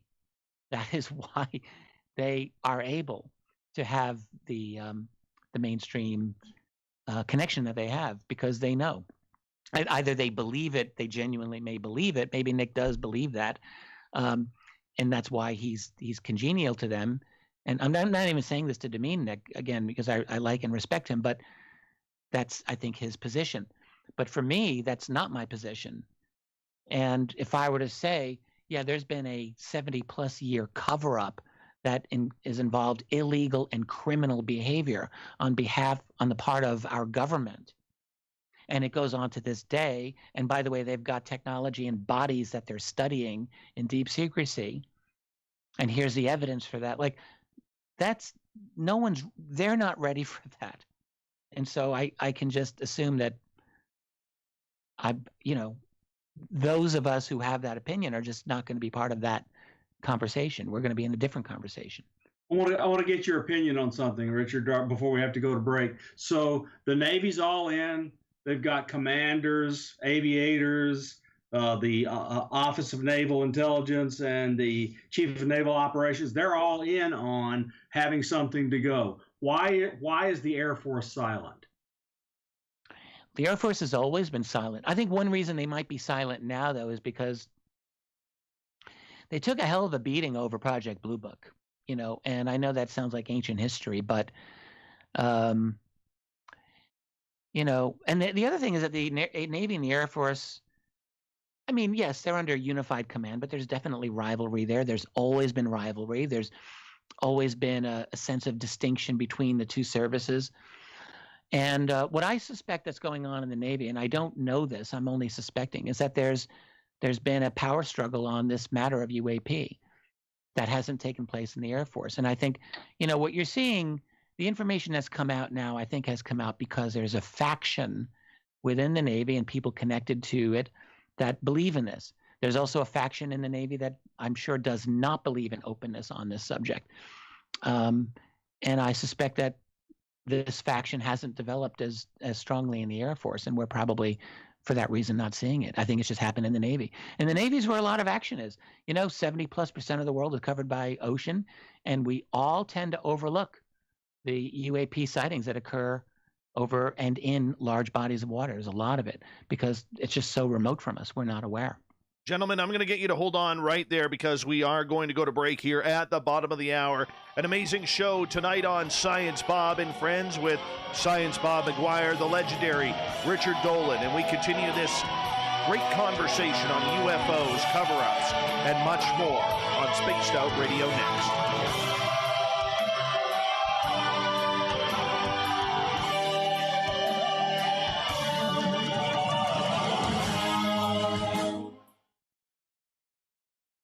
All right, gentlemen, we're clear.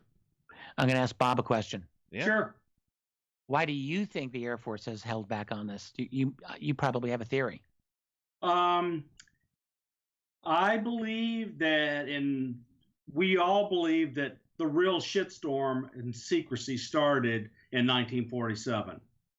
And the Army Air Force got control, and then they evolved into the United States Air Force under Truman. Right. And they just they acted very, very, very toughly, illegally, maybe according to some people, in keeping stuff secret. And so if all the crap comes out about all the bad they did, it's the Navy that'll take the black eye. I mean, the Air Force. The Air Force, black eye. The Navy. A lot of people don't know that the Navy has the largest Air Force for the United States. They're bigger than the United States Air Force, though, because of the number of aviators and airplanes. Yeah, it's bigger. Yeah. So anyway, I just think the Air Force has a lot of history they don't want to come out. Well, along those lines, first of all, the Air Force pissed off the Navy again and again during the 40s and 50s with how they handled UFO sightings by Navy personnel. Yes. That's an old story. And then the other thing about the Navy is that when you look at like an organization like NICAP, when Kehoe was running it back in the 50s, there were a lot of Navy guys there. I mean, one of Kehoe's top guys was Admiral Roscoe Hillenkoetter, of course. He was not just a director of the CIA, but was an admiral. There was an Admiral Delmer Farney, who was very big on this subject in the 1950s. And quite a few other Navy commanders and admirals who were deeply engaged in the UFO problem back in the 50s. And I don't think that ever stopped. I think that the Navy, in my own personal life, I've had some interesting conversations with Air Force people about UFOs, but generally I find them to be much more tight-lipped. The Navy guys and a couple of Navy women, mostly men, have some unbelievable stories that I've been told just off the record. So I think that this is something that I suspect has a personal impact on Navy people, even more than on Air Force people. And I wonder if that's part of it. Could be, because when you come near a naval asset, there's typically lots of people on it. Explain what you mean by that. I'm not sure. Aircraft carriers and ships, they're little cities. Oh, yes, exactly. Right. And so they reinforce the story amongst each other. And I got to tell you, Lieutenant Ryan Graves and his commanding officer, they've been very open that they are not happy with these near mid-air collisions and no investigation. No, his story is amazing. He's was he on the Chesapeake? That was the Eastern Coast. Yeah, with the Teddy Roosevelt. Yeah, the Teddy. Thank you. Yeah, he had a cube-shaped object with a sphere inside of it, like fly between their aircraft. It was. I think it's the other way around. There was a cube-shaped object surrounded by what looked like a spherical force field or something like that. Did I get that mixed up? Okay. I believe I have it right. Okay. I'll read the article again. But in any case, it's a bizarre thing, and no one could explain it, and it flew between two F-18s, so that's ridiculous. Yep. And they should be ticked off about that. But look, I think we can all realize this is not some kind of black budget classified testing program. Like, that's absolutely, like, you don't do that to these guys. No, and Chris Mellon. But you're testing advanced aircraft. Chris Mellon was on the oversight committee for SAPS in the Pentagon when he was DASDI. Yeah, but not during that encounter, was he? He was not during that encounter, but but any black budget programs that may have produced that encounter, he would have known about, because it would have been going on for years. 1 minute, guys. There's some disagreement about that as a possibility. I think, when you look at the Eric Davis, Thomas Wilson notes that some of the review might have gone even a little bit higher than just committee members, is my opinion. All right, we got just under over 30 seconds. Richard, quick question for you. Two questions. Number one, what's your opinion of eating breakfast foods for dinner? Not a fan, but to each his own. Yes, thank you. 1 for 1. Number 2. Breakfast foods would be, let's just say, either bowl of cereal or some scrambled eggs, or Exactly. a bowl of oatmeal. Yeah, I exactly. could see doing oatmeal, maybe even throw an egg on it too, but that's just not something I do. All right, we'll hit you up with the next one at the next half hour. All right. Here we go, guys. 5 seconds.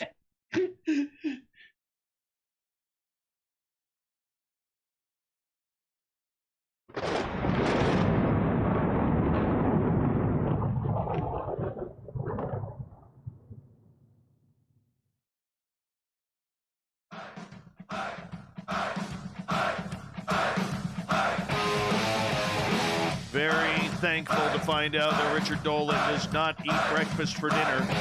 Makes me a happy man here. My name is Dave Scott. Thank you so much for tuning in to Spaced Out Radio tonight. We appreciate each and every one of you listening on in. We want to remind you that if you have missed most of this show or others, check out our free archives by going to youtube.com/Spaced Out Radio. Do me the favor, hit that subscribe button. Our website, spacedoutradio.com, where we have a plethora of features for you, including rocking out to Bumblefoot and reading up on Captain Shirk's SOR Newswire. Follow us on Twitter at Spaced Out Radio and on Instagram at Spaced Out Radio Show. We continue on with Science Bob and friends. Bob McGwier is the lead scientist in Spaced Out Radio land right now, and our special guest, Mr. Richard Dolan. Gentlemen, welcome back. Thank you, Dave. Yes. Richard, you made me happy with the whole breakfast conversation. You did. Very good. I'm very engaged in the foods that I eat, cooking. I like to cook. I like to do my food prep. And so, no, I don't think I would have a problem eating breakfast foods at night sometimes. On rare occasions, I'll break out I don't usually do cereal anymore, but sometimes I might do that in the middle of the day. But that's quite rare. All right. Okay. Science Bob, shoot it. Let's get into some good stuff. We've listened to some history, some reasons for thinking we've been visited, and some discussion about the different types of whatever they are that are visiting us. Why are they abducting us? Yeah. Well, I think there's one group that is abducting people, and that's gray aliens. And if you subscribe to Jacob's theory on this, and he may be right, actually, is that the gray aliens are actually working for the insectolins, as he calls them, or the mantid type beings, the big bug-eyed. His opinion is that they're actually running the show, and that they may have actually created at least the small grays as kind of biological genetic creations that work for them. That may be true. But in terms of abductions, it only seems to be the grays. There are other visitations by other beings, but in terms of like taking someone to a craft and doing things to that person, putting in implants, basically implants and reproductive stuff like that seems to be gray aliens doing that. So we have to ask, why are gray aliens doing that? And again, I'm going to go back to Jacobs here and the late Bud Hopkins and John Mack and all the other abduction researchers, from Barbara Lamb to Yvonne Smith. Like, they're all actually all in agreement here, which is that they are creating hybrid humans. They're creating alien hybrids, part alien, part human. And the only disagreement that you find is the interpretation of that. Is that a good thing or a bad thing? But all of these abduction researchers have made the same conclusion, is that gray aliens are taking people, they're taking their genetic material, and they are creating hybrids that look human. Now, there are some variations of this idea. Someone like Jacobs, he will argue that they're doing this without the consent and knowledge of the person, right? And so they're taking them and they remove the embryo at a certain time, and they raise some of them on a ship. In fact, they raise all of them on a ship, and then later insert them into human society if they look close enough to pass. There are some abduction research, like when I was talking with Barbara Lamb about this a year or more ago, there's definitely a belief that hybrids are being raised among us, and they don't know that they're hybrids. And I don't really know what the truth is on this, but there's definitely an attempt going on, it seems to me, to create human beings that have some of their genetic material. Now, that's a weird thing to say because you would think that that would be detectable by our science, but it probably isn't detectable, at least not yet, and it may not be detectable for at least a few more decades, by which time it may not matter. So, you know, and Jacob's thing, and I'm referring to David here again and again because he's really done the most theorizing on this of anyone that I know, which is that he believes that there's an infiltration process going on by which these hybrids look just like us, but they're not like us, and they're somewhat sociopathic, the way he describes them, but they have the ability to influence our mind when they get close enough to us. Now, how that would translate into a global takeover, which is what he talks about, really never made sense to me. I have to honestly just say that. He's talking about the great changeover, the great change, and his interpretation. This is what apparently these hybrids are telling their abductees. There's going to be a great change. And his interpretation is that means planetary takeover. I don't interpret it that way. I interpret the great change as this transformation that we were talking about earlier, moving into the next stage of humanity, this transhuman stage. And I think that they're here for the ride, and they're here to watch it. But in terms of abductions, well, one thing that I could definitely say, because I have a couple of abduction stories in the book, which among other people include my wife Tracy, who consented to having her stories put in there. And there weren't abductions where she was taken on a craft, but they were encounters. I think some of these abductions involve implants into the brain for monitoring operation and maybe something more, maybe control. I think you have to consider that. Even the implants that are not in the brain, like a lot of them seem to be connected to the nervous system by which they can influence the brain. So that's something that I think we have to really consider, which is that how many people have implants in them that aren't even aware, and you know, where that all might lead us. I don't know. I don't have a full answer, Bob, as far as, you know, why we're being abducted. I think we're being abducted. I don't think we can deny it at this point. There's just too many of these stories that have come from too many different people, and I don't think this is confabulation. So something's going on. It involves creation of hybrids. It's all covert, and it involves the implantation of implants. And that's about all I can say about it right now. I don't know why. I mean, I don't know for sure why. Okay, so Jacobs, I think, is the source of most of my angst, and that's supported for me personally by the many people that you hear being that claim they're being abducted, and I believe them, that something's happening to them, that they're being experimented on genetically, and they're forced to carry fetuses, and right. that's pretty brutal. Yes, it is, and I don't support that at all. But I don't think it's any more brutal than what we do to other species on this planet. I think it's a lot less brutal, actually, than what we do. So, and I'm not here to give us all guilt trips, but that's just the reality. Like we do far worse than what we're accusing them of doing. So, let he who's without sin cast the first stone. You're absolutely. So you mentioned Tracy, and since you mentioned it, I would like to bring it up because I'm sure our listeners would like to know as much as you are comfortable sharing about Tracy's experiences. Well, anything I wrote about, I think she's fine with it because it's in print now. There were 2 encounters that we included of hers. She wasn't the only person who had multiple encounters included in that book, but she was one of the few. And you know, I was able to do it because I know her as well as I do, and I know the stories, and she's talked to me about them enough that I know them quite well. One, I think the key one is the one that she has the most experience talking about herself has to do with what she calls the hooded being.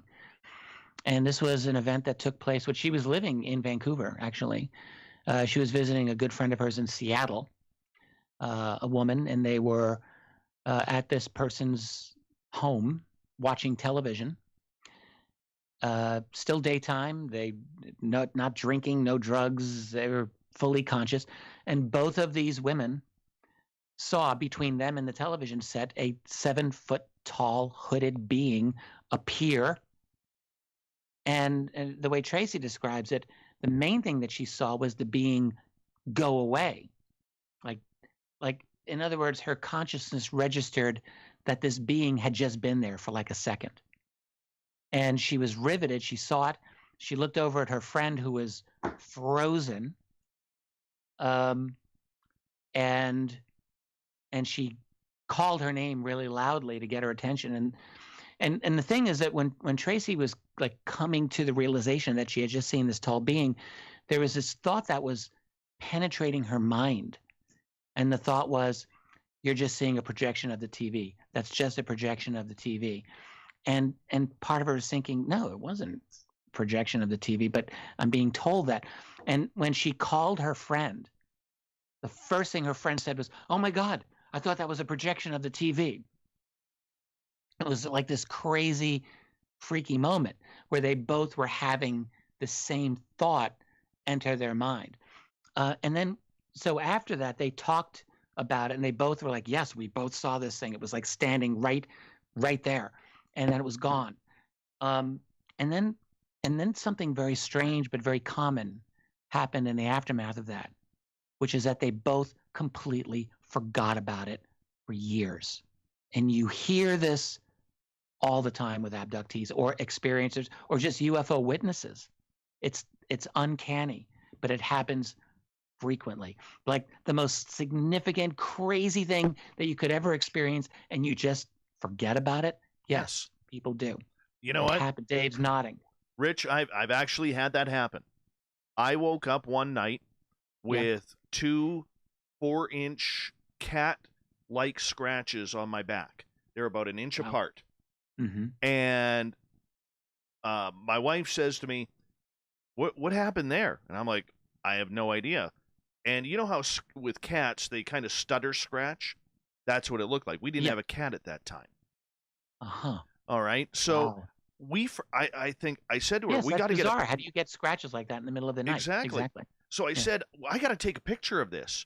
Completely forgot. A moment later, completely forgot. 4 hours later, remember, walk back to my bathroom, take my shirt off, and the scratches are gone. Completely gone. No scarring, no nothing. They are gone. I call my wife After what period of time was this? 4 hours. Wow. I call my wife in to the bathroom, and I said, look at this. And she forgot. She goes, what? I said, my back? And she goes, what about it? I said, the scratches that were on there earlier that you saw? And then she looks down. She goes, where'd they go? Like there was no scarring, no redness, nothing. Like nothing ever happened. How bizarre. Yeah. But then that happens so frequently. It's weird. It's as if, like, I mean, I really believe that these beings have the ability to manipulate our cognitive capabilities. Like they can manage our memory, as it were. They can, and we've got our own technology. Like the military's got its own, frequencies that can prevent you from thinking clearly. That can incite terror and fear, and all other types of emotional reactions. So I can only assume that these other beings are quite advanced with that as well. Oh, it's incredible. It's absolutely incredible when you have something like that happen. With the experiencers, this is one thing that I have noticed over the last couple of years. They have all of a sudden become the forgotten souls of ufology, is the way I like to put it dramatically, because of everything that is going on. Why have we forgotten about these experiences? And are we worse off for not paying attention to them because we are grinding so hard for actual proof? Well, I'm glad you're really asking great questions. I think the reason that the experiencers, at least for right now, have been sort of left behind is because of what we were talking about. Was it during the break or during the show about how the mainstream media is covering this in such a timid, tepid, controlled way? They don't want to talk about conspiracies. They don't want to talk about cover-ups, and they don't want to talk about abductions. They don't want to talk about people's direct experiences with these beings. That's a bridge too far for them. That is way too uncomfortable for them, for their narrative. So experiencers, I mean, that is where the rubber meets the road, is when people are having these direct experiences with these beings. It doesn't get any more real than that. And we need to understand that to the best extent possible. And we're at a disadvantage because, for people who've had these experiences, it's very obvious that they've been subject to some form of cognitive control to a greater or lesser extent, but usually to some extent. So it's difficult to know exactly what happened, but we need to investigate and find out. So I think,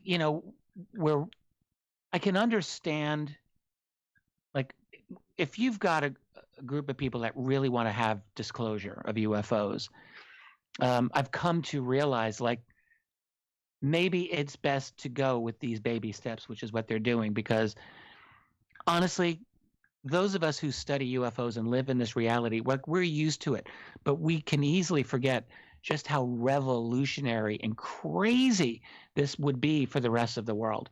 And so to throw everything out at just ordinary people who know nothing about this, that's a mind job and a half. So it's not difficult to see why you would want to do this through stages. And we're definitely not at the stage of, we're not even at the stage of the Navy admitting that, that they have an idea of what these UAP are. Like, they're pretending that they don't know. So we're not even there. We're just at the most baby of baby steps. But I think your point is really a good one, Dave. A little bit of a change on topic here before I pass it over to Bob again.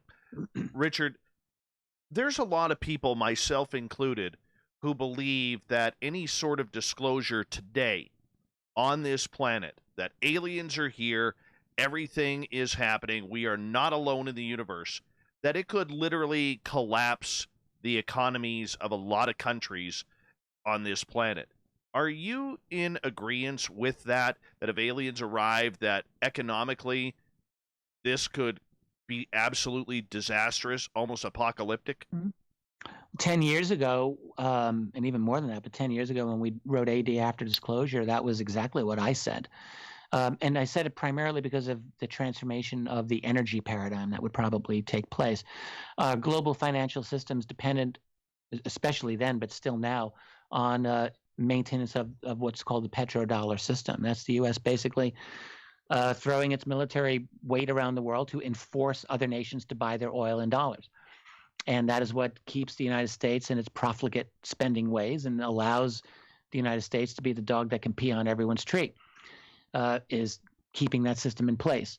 And a new energy paradigm would very much threaten that whole system. And it would, even under the best of conditions, like, you can see that in the long run, knowledge of this reality is probably necessary for us. If we're going to get to whatever stage of maturity that we want to get to, we have to confront this and understand this reality.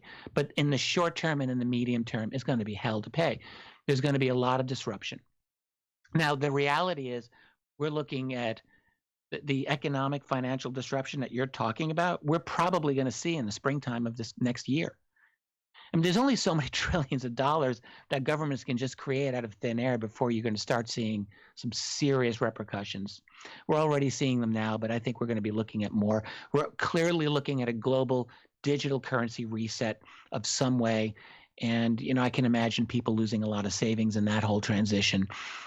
There's going to be a lot of very difficult financial times ahead in the coming year.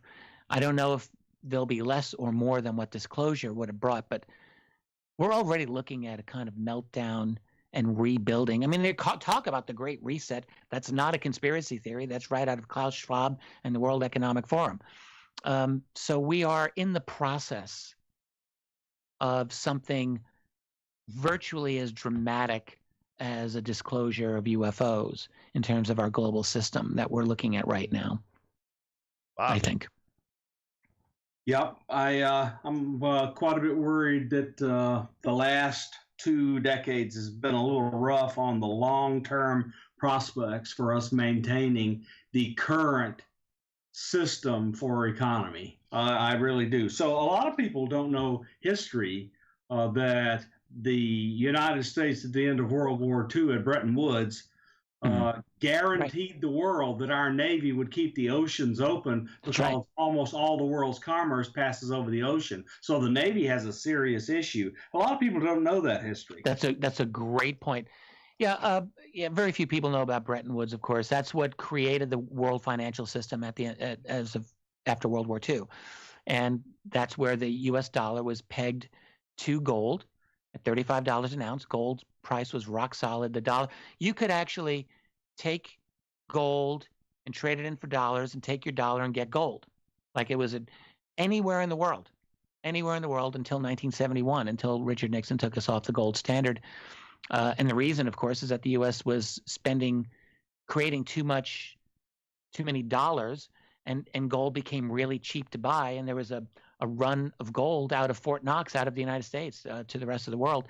The U.S. was hemorrhaging gold in the late 60s because of Vietnam and probably social spending. But and so Nixon put a stop to that. But the problem with that is that it would have then there would have been no reason for nations to hold dollars, and there would have been the U.S. economy would have been flooded with dollars, and it would have caused probably a hyperinflation. That was prevented by Henry Kissinger going to Saudi Arabia and striking a deal to create the petrodollar system, by which they created OPEC and forced all the world's nations to buy their oil in dollars. So we got rid of the gold standard, but we got the oil standard instead, and that's what's kept the U.S. on its path ever since. But that is now breaking down. I think it's very obvious. You can see the system is breaking down. So where we're going to head as a result. It is, and it seems like data is the new standard. But you need data to run machine learning and artificial intelligence, and data is like the #1 commodity. I think it's more valuable than oil. Actually, yeah, I think that's true. When you think about smart technology, smart devices, that is spying devices, all of that data is being fed. And actually what it's going to do is it's going to feed artificially intelligent algorithms. This is how you're going to get to the singularity, is with 5G and smart tech and smart devices. But yeah, the data itself, I think you're right, Bob, is incredibly valuable. How to commodify and monetize that is a question beyond my pay grade, but I think that's what we're seeing. Like, we're seeing all of that data become commodified and monetized and digitized.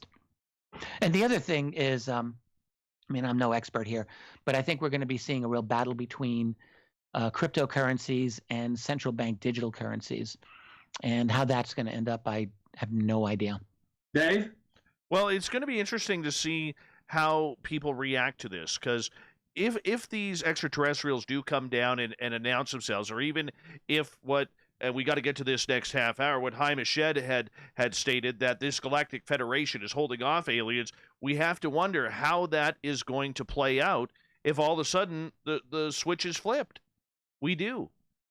I mean, there's still a lot of people out there. I mean, not to harm any religion or say anything bad about that, but more than half of this world's population is still under some sort of religious and believing in a lot of religious text.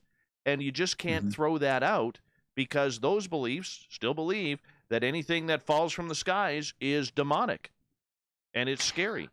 So yeah, that's right. I mean, one of the things that we're going to have to come to terms with, and again, I'm very proud that we wrote about this 10 years ago, is unless, even if there were like a gray alien on a podium next to the president, like, people would never agree on the intentions of these things. Absolutely. Richard, I'm going to get you to hold on. Science Bob, you hold on as well. 2 hours down. We have Science Bob and Richard Dolan for another 30 minutes. Then we'll bring in the SOR Newswire and the Thought of the Day. Hour 3 of Spaced Out Radio is next.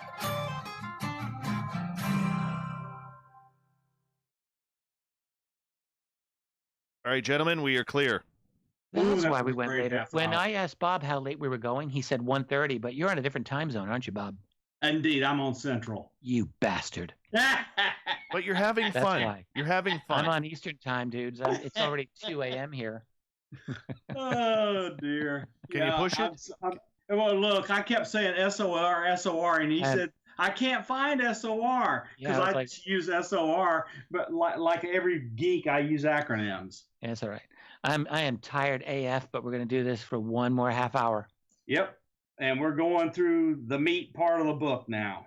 Yeah, this is actually a lot of fun. I mean, I'm gratified that you've read this book closely enough, Bob. Oh, I've read it walked him through it. twice before I did this interview. But look, I enjoyed writing figured it. out this was the right way to do it, interviewing Fugel and John Alexander. It took me a month to read all of his books. Well, I'm a better writer than Alexander, so there you Oh go. my God! Yes. You're definitely a better writer. He just has a lifetime of really interesting experiences. You know, it's funny. I should talk with him sometime. We have not been on friendly terms for almost a decade now. We've really had it out. Oh, did you have it? Oh, when Hell he yes. said there was no UFOs in the government. Yeah, well, we had a debate in 2011. I was sick as a dog during that debate. The room was actually spinning, but I still handled him quite sufficiently, I would say. Leslie Kane moderated that, and she openly sided with Alexander. It's like, you're not being much of a moderator here, Leslie. But yeah, the argument was, is there a UFO cover-up? He said no, and I said yes. And I just thought, this is a ridiculous argument that you're taking. But it's actually the argument that you're hearing in the mainstream now. It's like, no cover-up. We don't know what these things are. It's like, that's total BS. But anyway, ever since then, I think we've never communicated. So whatever. That's too bad. I'm sure you guys have stuff to talk about. So he reached out to me Right. Right after I went and visited Chris Bledsoe. Yeah, no surprise. Yep. Then that apparently is common modus operandi. Well, I mean, what's happening with Chris is everything about that is what Alexander has been deeply engaged in for a long time. I mean, and that's well known about him. So he would clearly be interested in what happens with Chris Bledsoe.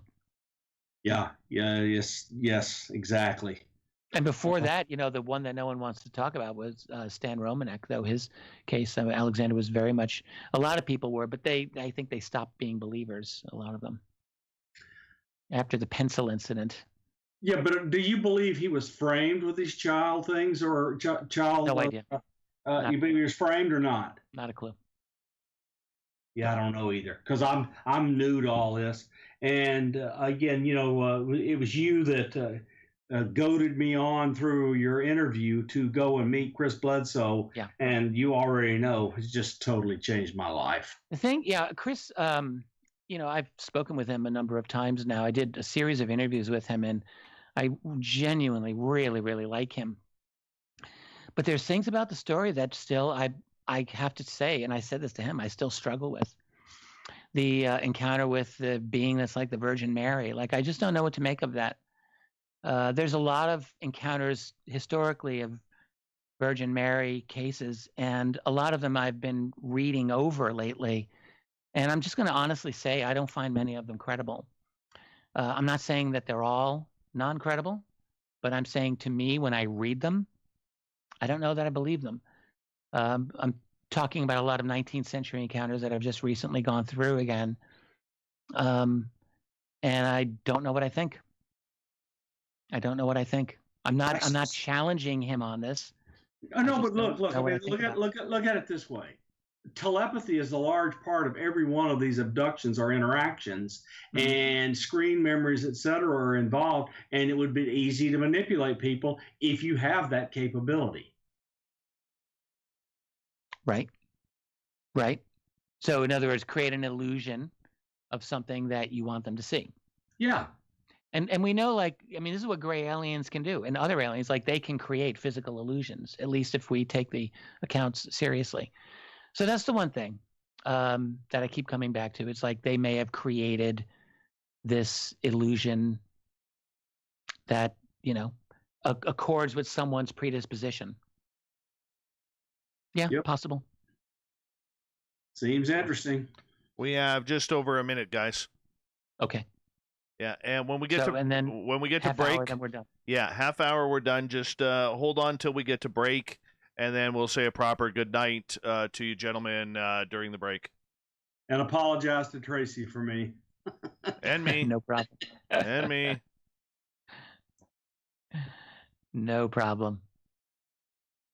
This has been fun. I've actually I've really enjoyed this with you guys. Oh, Thank you. I've enjoyed it. We've had a Yeah, good time and with you too, my friend. Thank you. All right. I feel so lucky. Like I get to talk about stuff that I'm interested in, and I can get people to listen to it. Like, how lucky is that? I feel very, very fortunate. Yep. You're a good writer and you have a gift for explaining what you've written. That's really it. There's better researchers out there that are more knowledgeable, but I was blessed with a good memory, and I like to speculate and hypothesize, and however it turned out, I'm good at remembering and organizing facts. All right, gentlemen, hold on right there because we're going to go live back in 5 seconds here. Good. Great.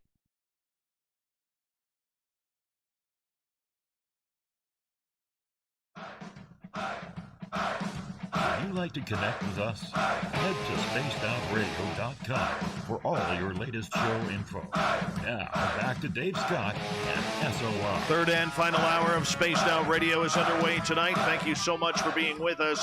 Really do appreciate earning your listening ears. We welcome back everyone listening in on our terrestrial affiliates around North America, digitally on KPNL, TalkStream Live, and Revolution Radio. All of our archives are free by going to youtube.com/Spaced Out Radio. Just do me the favor, hit that subscribe button. The Desert Clam has set the password for tonight in the SOR Space Travelers Club. Palasthesia.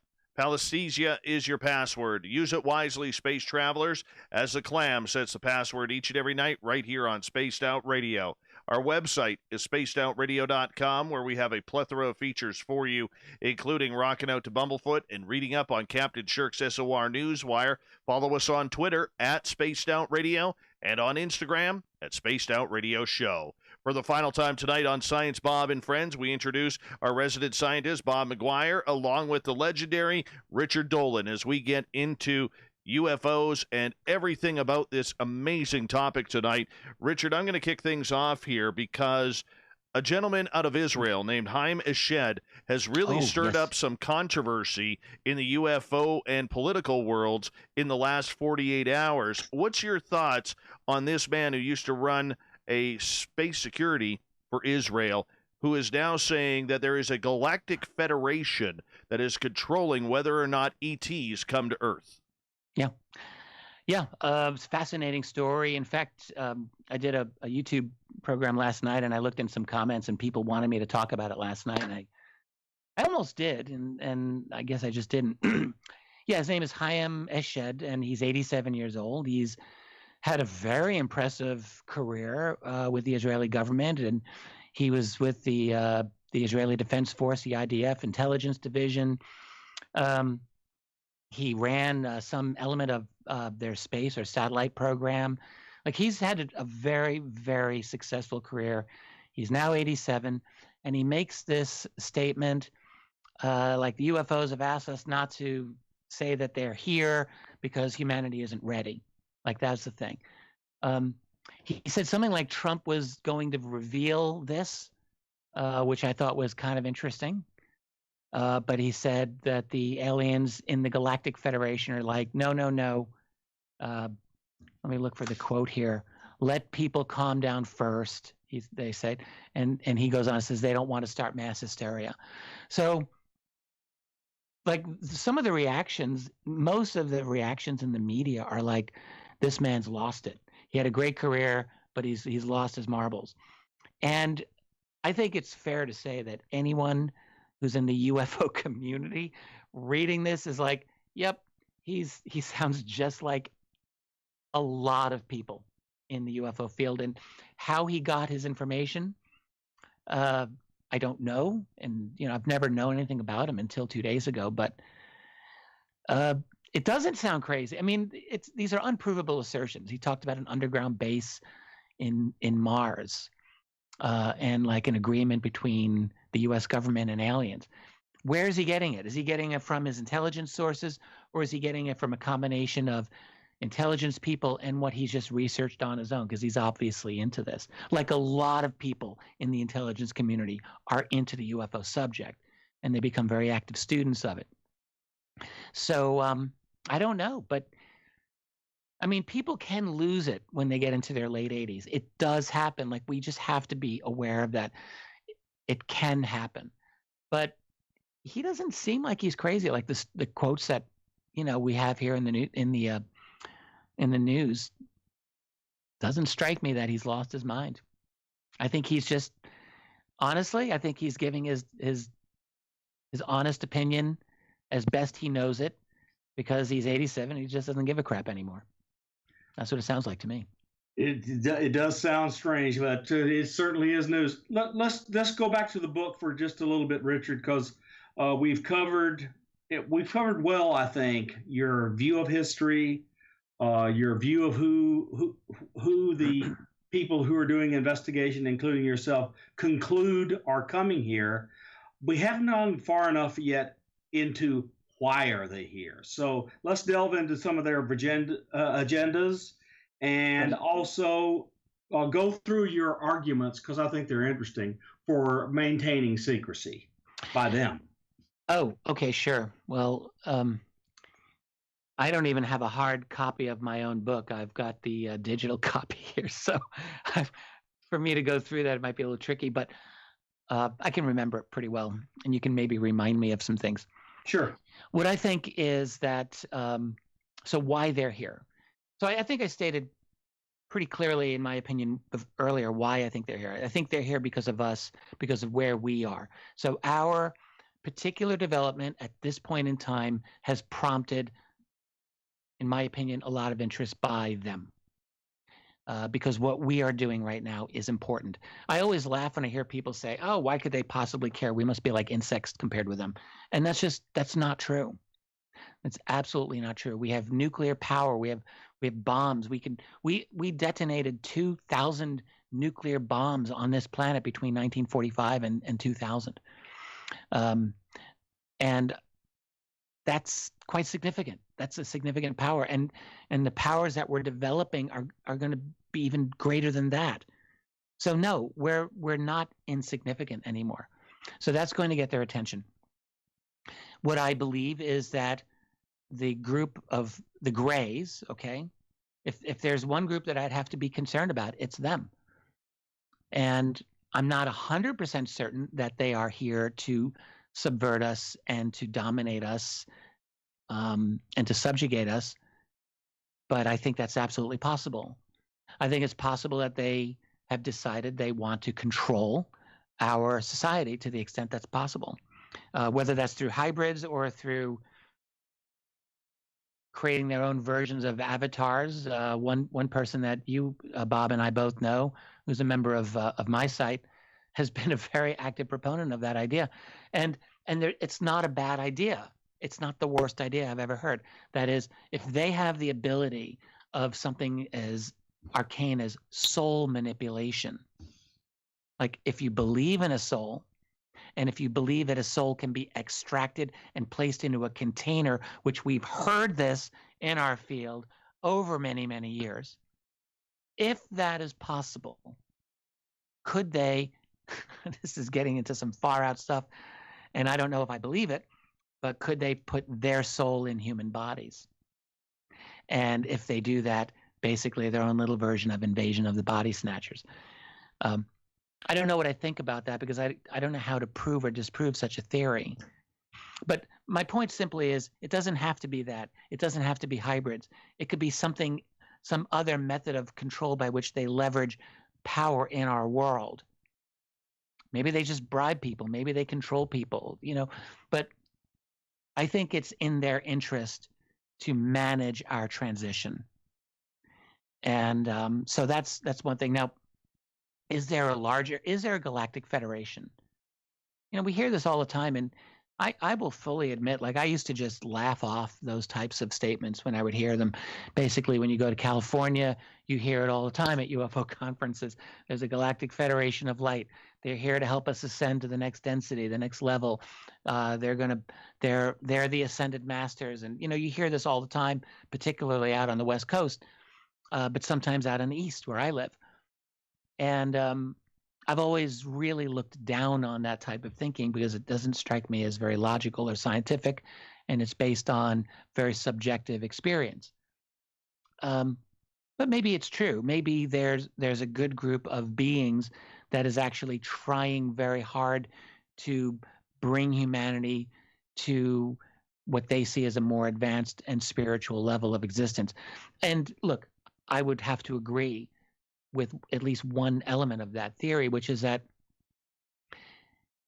if we continue as violent as we are, as irrational as we are, as controlled by really, truly evil powers at the top of our power pyramid, and we get violent, powerful technologies that take us out beyond our planet, that's going to be a problem. So we can't.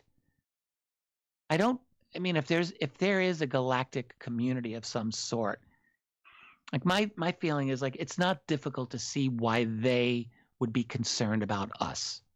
So there might be a group or groups that are like, okay, let's see if we can help these humans. Now, how they would be helping us by going to a very select number of people who meditate, who claim that they get downloads, or claim that they communicate with these other beings. How that's going to do it is beyond me. That seems to be totally ineffective as a way of achieving a better civilization, a more peaceful one. But there could be groups out there that are trying to help us, and there could be groups out there that just don't give a crap about us, and they just don't want us to rock the boat. So that's what I think is going on. So Lou Baldwin, of course, is our author I've read a lot about recently, and he is really into this soul download. And when they're done, the soul leaves and they go find another body or assign one, and that humanity and Earth is a prison planet, and we just don't remember our past, and when we die, we go back. It is interesting. So look, it's as we it becomes cybernetic organisms. That is, we marry our technology to our bodies for all sorts of reasons. Right. That gives a major control surface for the whatever is here to interface and or control large aspects of our lives. So let's talk about aliens and humans in the transhumanist era, which is the major last thing in your book. That's why I look at us as becoming one big anthill. That's the expression I use, because, if you get like Elon Musk's idea of the Neuralink or some variation of that, combined with a kind of or series of AIs that can interface with that, and powerful AIs in the future. You've got utopians like Ray Kurzweil who's saying, "Oh, it's great, you're going to be like the gods." But that's truly utopian, and it's very dangerous. It's a very dangerous idea because that can so easily be controlled to hack the human mind. Dave? Yeah, I have a question. A couple people have asked this in our chat rooms tonight. What did you think, Richard, of Jacques Vallée's comments with Joe Rogan? Did you think he was vague? Did you think he went in detail enough? I'm embarrassed. I know that Jacques and James Fox did Rogan. I haven't heard the interview yet, so I can't comment. Okay. He was pretty vague. All right. Second question that I've got from the audience a couple of times now is in regards to Antarctica. There's all this mystery going on down at the South Pole there. Do you think that has any ties to what is happening with UFOs and a potential alien presence? Yeah, maybe, actually. I would say maybe. It took me a long time to come to that because I think there were a number of individuals in the field of UFOs who talked a lot about Antarctica, and I just thought they were completely full of shit. And I didn't really think that I don't know if I can say that word on your show. I don't know if you're... I'll edit it out. Don't worry. Sorry. Yeah. But be that as it may, there were individuals who talked a lot about Antarctica, and I just didn't give them any credibility whatsoever. And so, but unfortunately, that caused me to dismiss Antarctica for a little while. But I do think that there are reasons to think that there's something important about Antarctica. I don't say that I know this, but I think it's entirely possible. Yeah. A couple of people that Linda Moulton Howe has talked to struck me as possibly credible, and a number of other things about Antarctica, like Buzz Aldrin's tweet and the fact that John Kerry was down there right before the election of 2016. Like, there are things about Antarctica that really do make me wonder that there's something important going on there, but I don't know. I think it's just possible. And they spent nearly $1 million medevacing Buzz Aldrin out of there. Oh, that much? Oh yeah. Oh, he got ill or whatever down there, and that cost a fortune to medevac him out. Wow. Oh wow. Yeah. Yeah. When Kerry went, there was a bunch of them that went. He could afford it on his own. We tried to get him to do the forward for After Disclosure. He wanted $50,000. I was like, see ya. It's not going to happen. But yeah, anyway, the point about Antarctica, yes, I agree. Like, that's it's interesting to me. I don't know how to get information out of there. I mean, it's so remote. It's so difficult. There are alleged whistleblowers. I don't know what I think about all of these whistleblowers. I think some of them seem credible, and others I really wonder. It's really easy to lay down a line of BS, and it happens more than people want to acknowledge. So I'm not sure. All right, so let's talk just for a moment, and then Dave can go next. Why? Give us your view of why the visitors might fear us. Because I don't know that we'll be able to take them in a street fight any time in the near future, but we might be a real nuisance. I mean, we're jumping to a completely new level of intelligence that's going to be governing our society soon. I don't know if we're going to have like a post-singularity world the way like people like Kurzweil and others have envisioned, like that is a godlike intelligence managing our world. It's possible.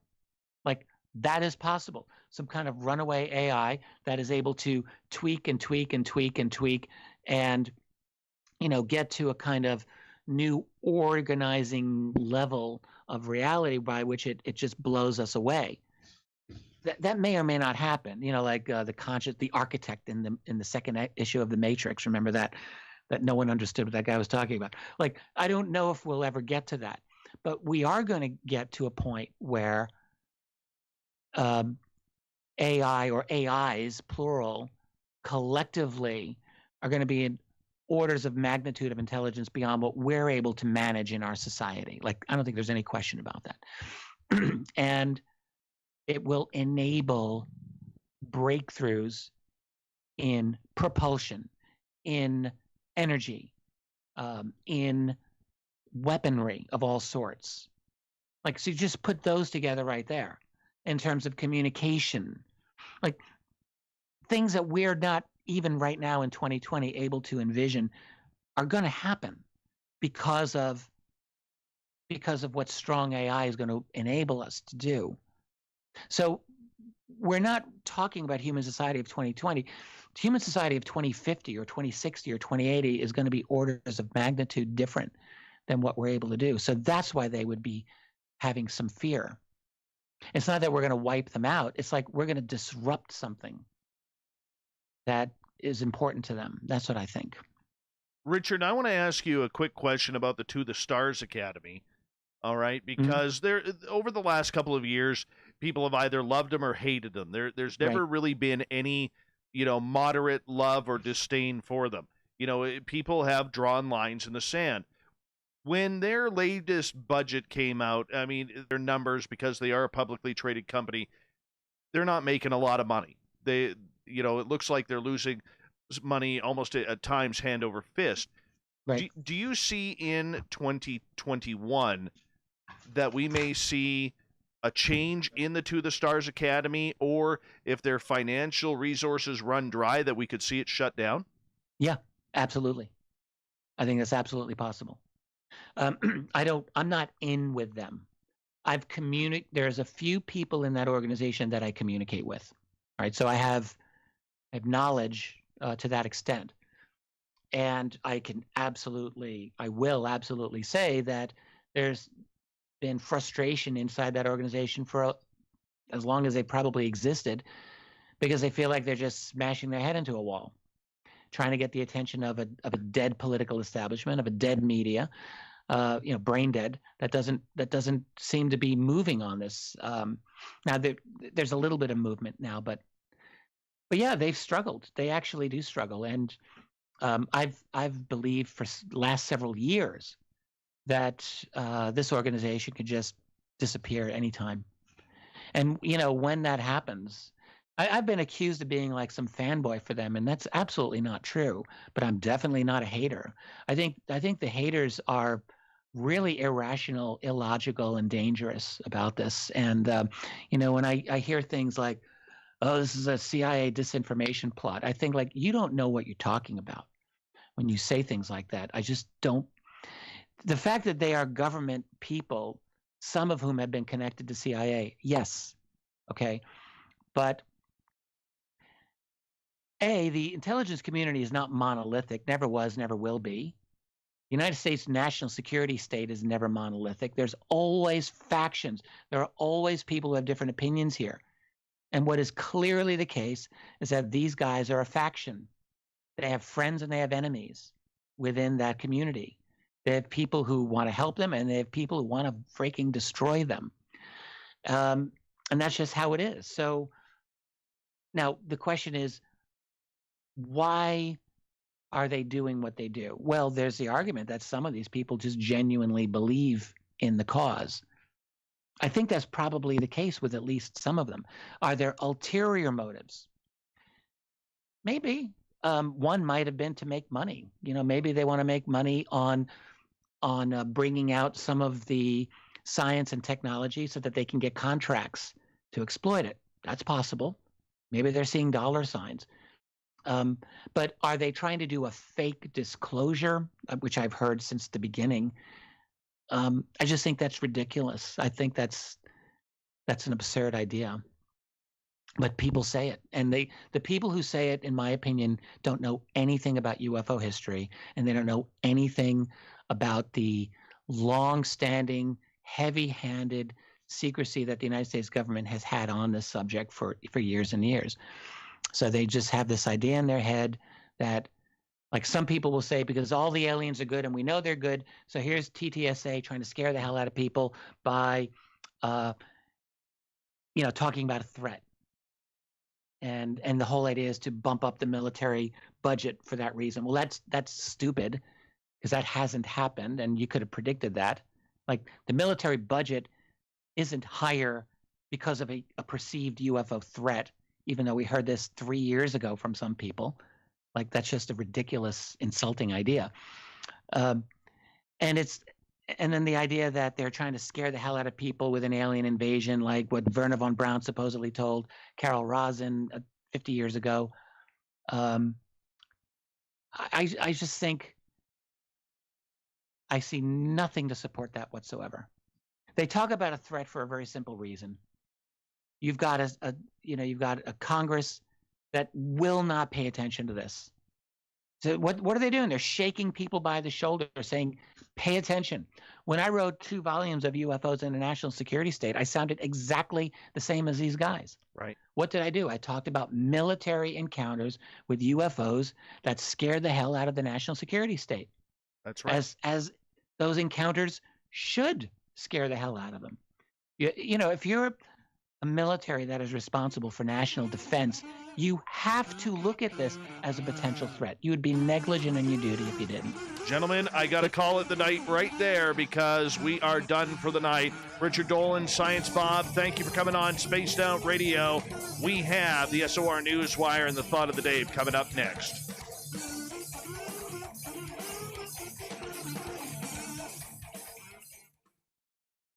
Guys. Richard Dolan, everyone. Science Bob, everyone. Stop. It was great. I really enjoyed. I always enjoy a great conversation, and that's really what this was. Yeah, and that's how you we both do were it. gracious to let me just yammer on. Oh, So. yeah. No, but that's how we do it. That's exactly how we've done every one of these so far, and it really seems to work. You just you throw in a little impulse and you let the person run with it. Absolutely. Yeah, that was fun. All right, gentlemen. And thanks for letting me plug my book a little bit. That was great.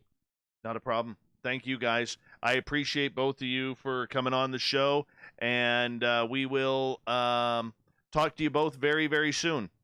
I'm sure. Dave, good seeing you. I love the beard. Thanks, Rich. You take care. Good night. Bob, I'm sure we will catch up at some point soon. I'm sure I'll talk to you tomorrow. See you. All right. All right, guys. Take care. Good night, everybody. Good night to the people listening. Bye-bye. Bye now. That's an A+ show, everyone. We just had an A+ show. I'm happy with that one. Science Bob, awesome. Richard Dolan, awesome. Yeah, we rocked this one. We did.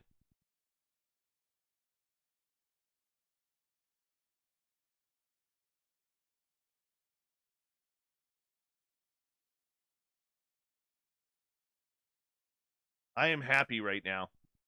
Very happy. Yeah, that's a good show. That's a good show.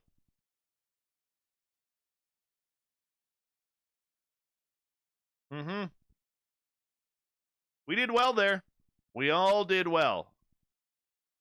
I apologize I couldn't get to enough of your questions out there, but I'm glad in reading the comments that you guys all enjoyed it. And for our new subscribers, this is what we do each and every night for the new people tuning on in. Lee A., thank you for the amazing super chat. Wow. Thank you so much. Really appreciate that. This is awesome. Love you, Lee A. Because I don't know how to pronounce your name. Yeah, that was... I'm buzzing over this one. I may be up for a while. You know, this one was as tantalizing as Corrance the booking guy's mustache. It's that tantalizing. Yeah. Richard didn't dive from any questions either. You know, we asked him some pretty straight up questions and he went at it. I love it. There was good honesty here tonight. Good honesty. And we closed strong with Richard saying literally he doesn't expect the TTSA to last in 2021. How's that for a little bit of breaking news? How's that?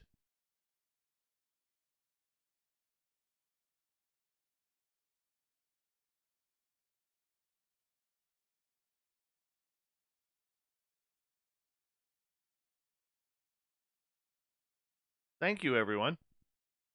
Thank you.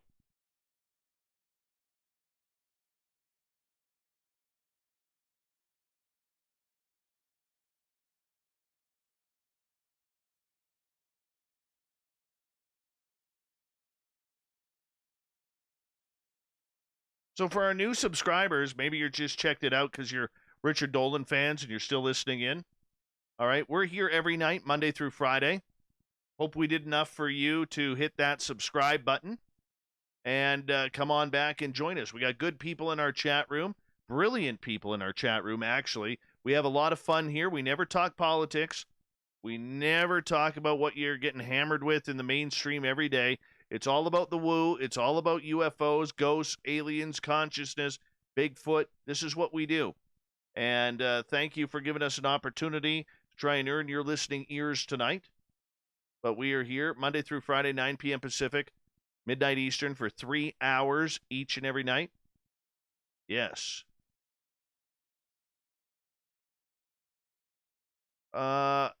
Andrew, what they would have to bring is new videos, new evidence.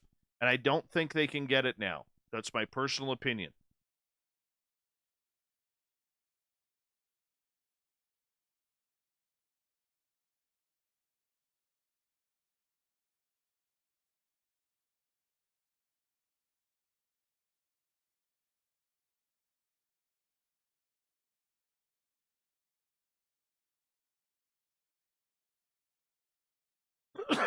Yeah, we're talking Sasquatch tomorrow on World Bigfoot Video or Radio. Hey, World Bigfoot Radio, do me a favor, put the time on when we're on, so that way everybody here can check it on out.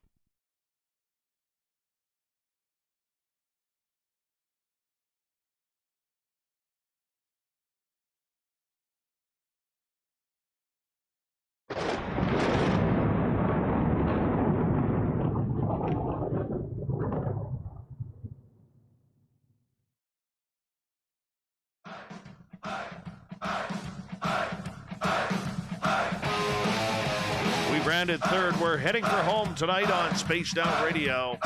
I am your host, Dave Scott. Thank you so much for taking the time to join us. We really do appreciate the opportunity to broadcast to you. Want to remind you that if you've missed most of this show or others, check out our free archives by going to youtube.com/Spaced Out Radio. Do me the favor, hit that subscribe button. Our website, spacedoutradio.com, where we have a plethora of features for you, including Rockin' Out to Bumblefoot and reading up on Captain Shirk's SOR Newswire. Follow us on Twitter at Spaced Out Radio and on Instagram at Spaced Out Radio Show. Speaking of the news, let's do this thing, shall we?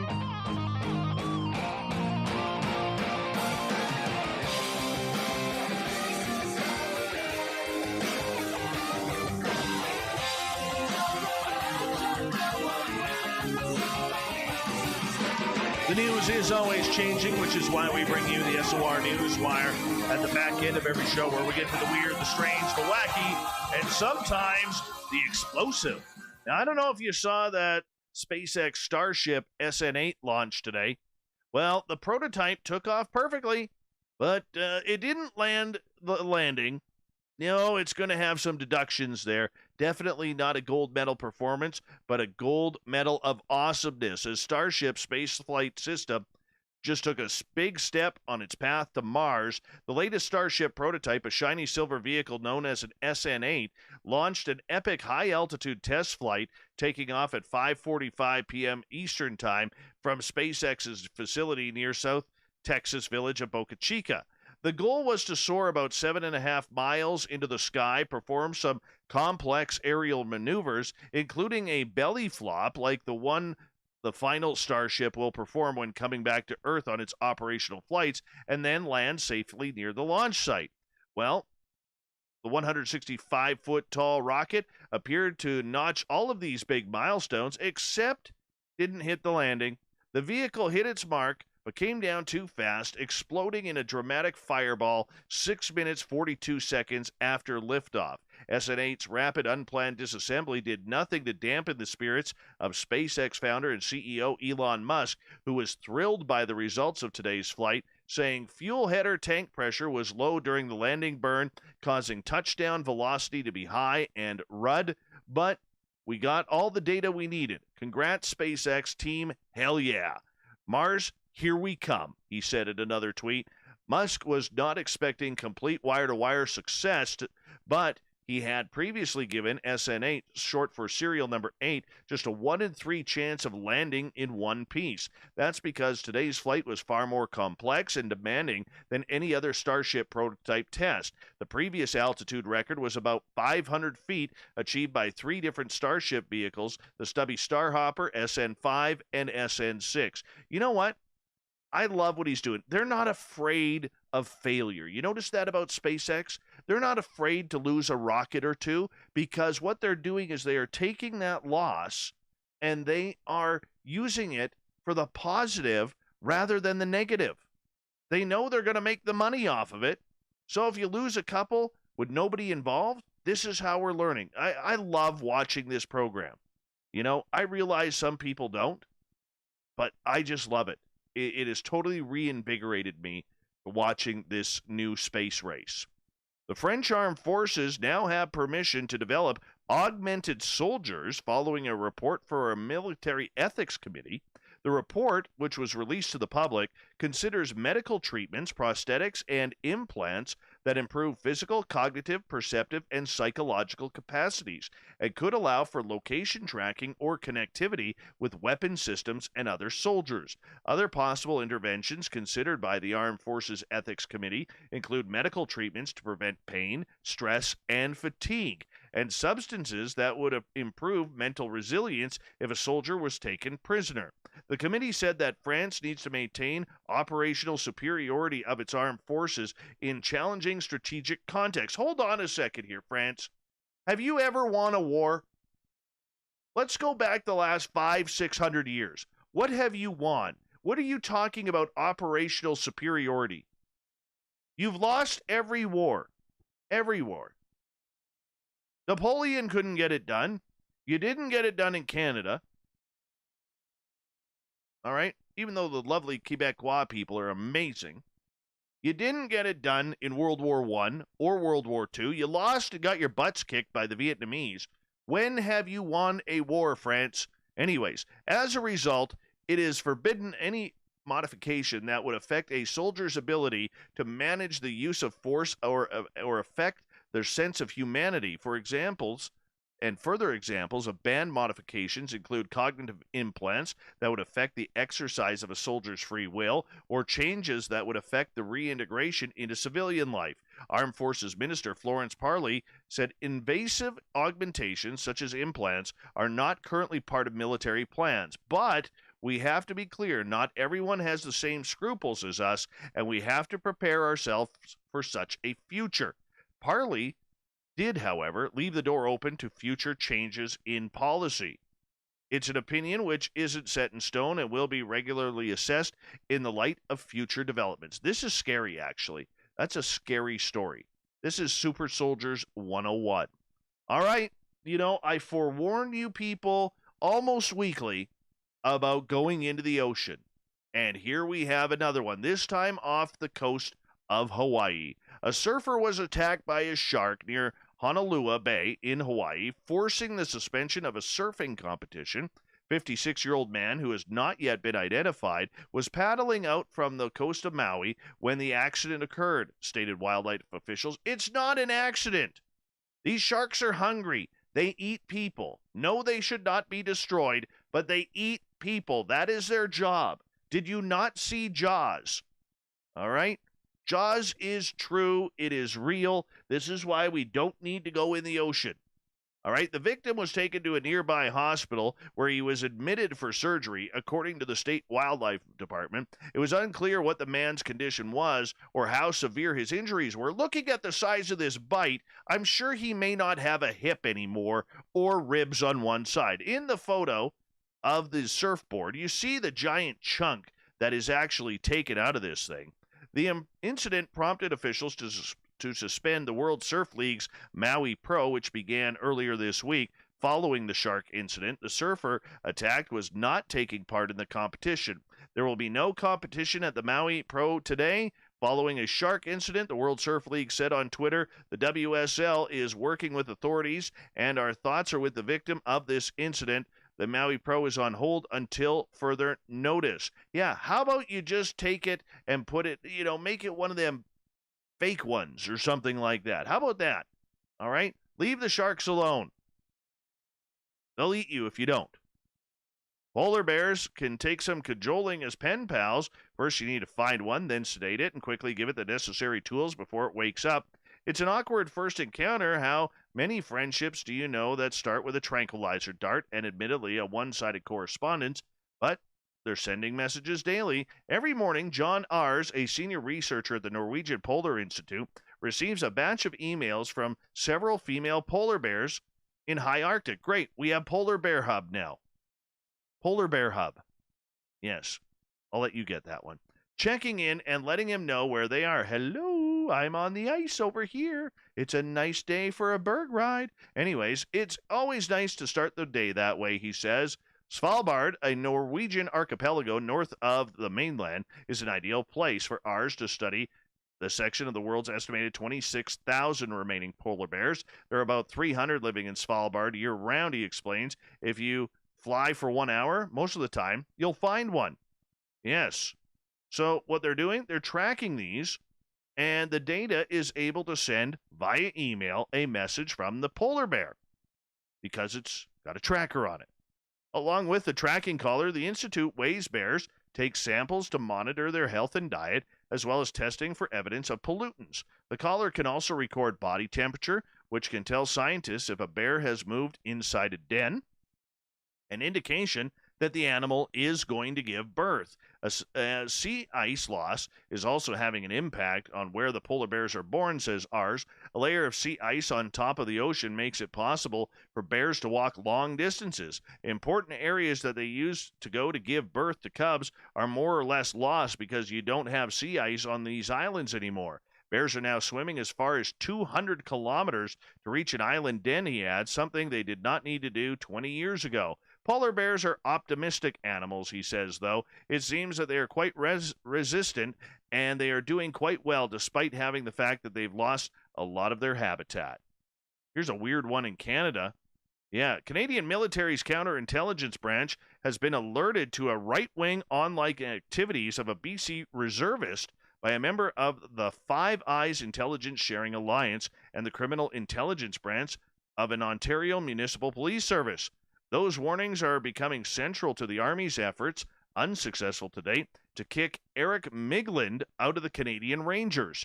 They are also raising more troubling questions about why Migland was allowed to remain in the Rangers after being identified as an open, fervent supporter of both the Soldiers of Odin, and a white supremacist group with roots in Europe, and the Three Percenters, a survivalist militia that is originating in the United States. Multiple sources with knowledge of the case say the tips led the military's counterintelligence branch with the support of the Canadian Security Intelligence Service, otherwise known as CSIS, to investigate Migland and his ex-wife as possible security threats. Now, the news brought to you by CBC on this one is not identifying sources because they were not authorized to publicly discuss the file, the nature of the intelligence shared, or where it came from. Oh, that is weird. Absolutely weird. You know, that's scary. Scary. Bad Canadian. Bad Canadian. Now, you remember that earlier this year at the Super Bowl where we lost Mr. Peanut? Remember that explosion that happened and his car rolled down the embankment?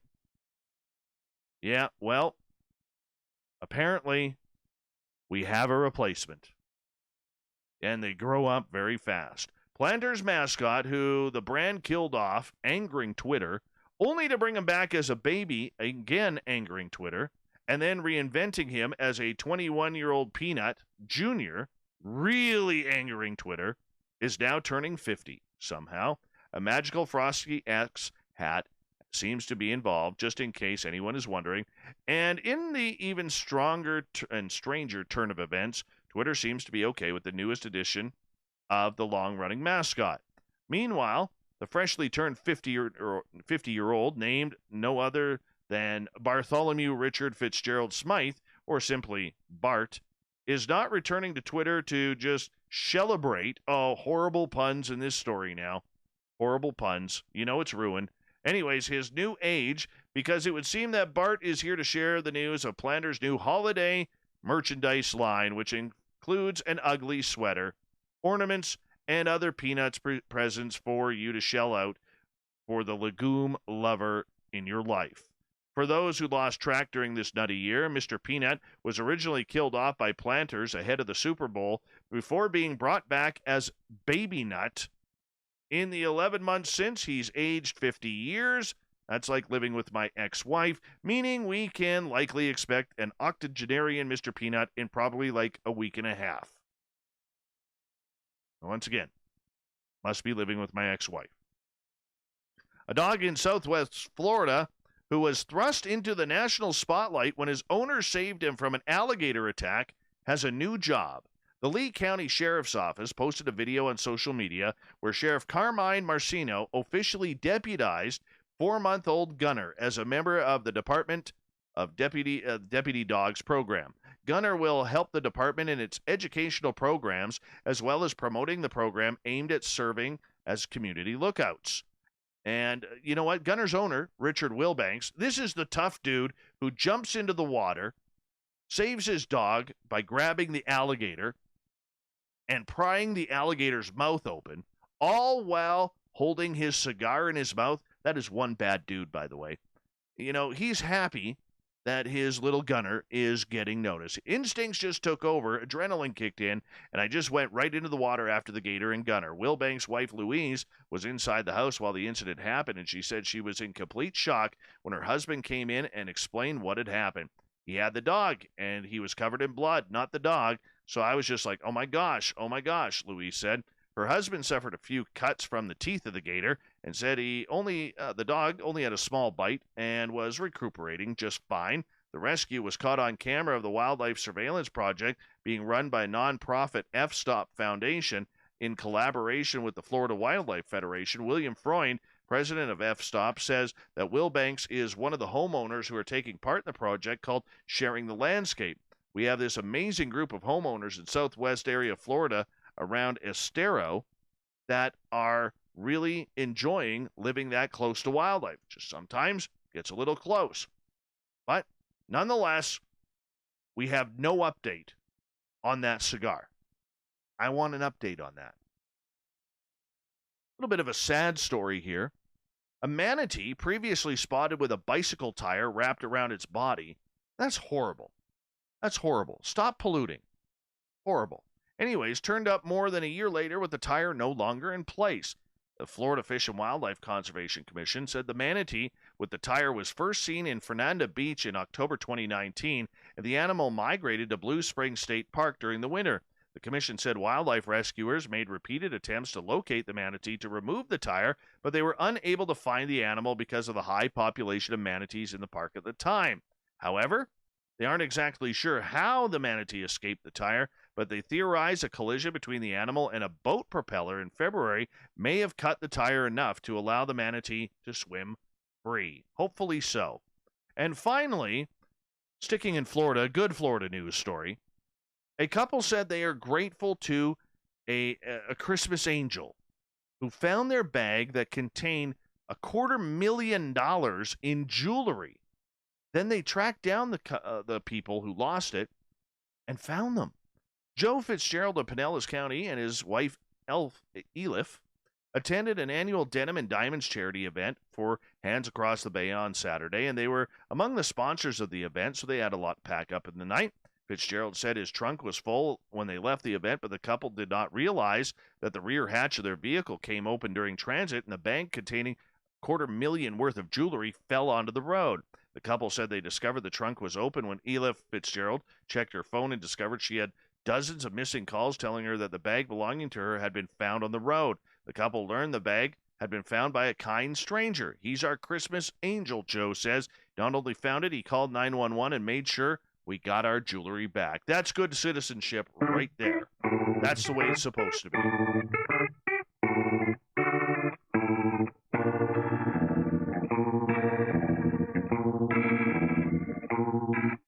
Thought of the Day happens every night at this time, where we ask a question on our Facebook and Twitter pages, then read your responses on the air because we love the audience participation around here. Today's Thought of the Day is as follows. In your opinion, who is the top UFO researcher right now and why? Andrew.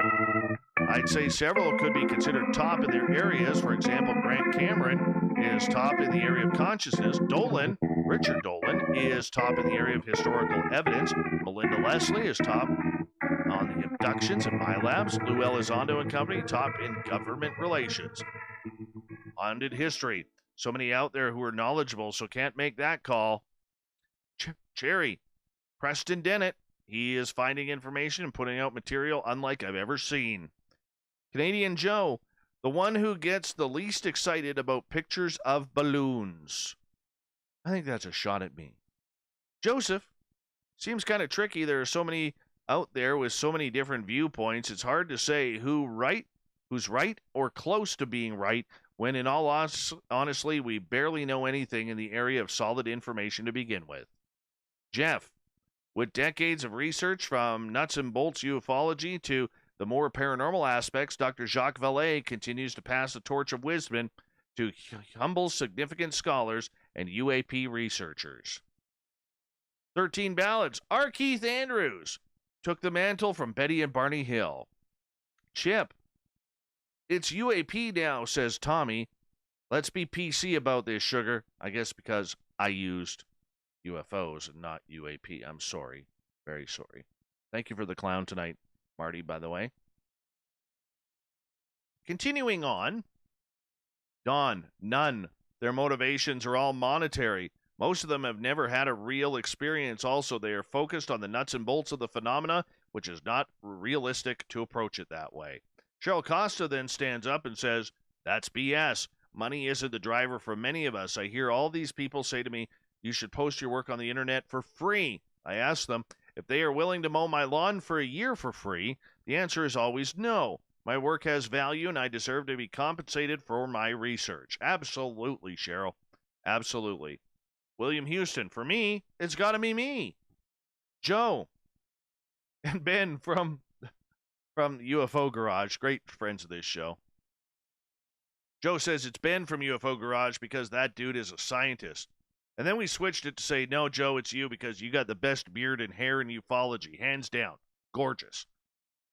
Joe Strelsky. Make sure you check him on out. Michael. Grant Cameron for his tireless efforts, detailed research, and prolific dissemination of consciousness-raising information. Jay, I think it really depends because there are great people with different expertise. The person who knows today's Twitter feed backwards and forwards is not going to be the best lab technician. The best lab technician is not going to be a know-it-all in historical cases, etc. Eric Mitchell believes it's Grant Cameron. Davey, Grant Cameron. David, the ones of us that are alien abductees, cuz we were there.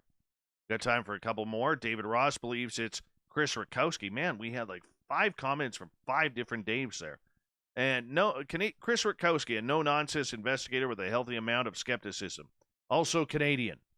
Bob McGwier, Science Bob, in other words. This is an untouchable question. You're a pot stirrer, Dave. Oh, Science Bob. Thank you to everybody participating in the Thought of the Dave. We'll do it all again tomorrow on Twitter and Facebook. Thank you to Richard Dolan and Science Bob and to Captain Shirk for a great SOR Newswire. We got Mr. Ron Bumblefoot Thal rocking in the background with Little Brother is Watching. Bumblefoot is the official music of Spaced Out Radio, rocking us in and out of every single show. Get your horns up for the guitar god himself. Special thanks to everybody listening in at work, at home, in your cars, wherever you may be. Thank you to everybody participating in our chat rooms on Spreaker, YouTube, LGAB, Revolution Radio, Facebook, the Space Travelers Club, and our website, and all the snarkers and snarkats hanging out at hashtag Spaced Out Radio on Twitter. Remember, this show is copyright by Spaced Out Radio and SOR Media Ventures Limited. Thank you so much for choosing to share your evening with us, because together, my friends, say it with me, we're watching. We own the night, Mr. Bumblefoot. We need a favor. We need you to take us home.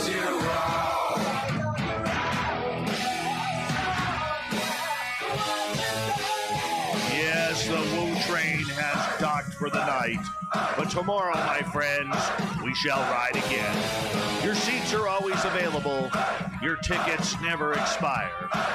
And if you want to bring a friend, yes, we've got room for them too.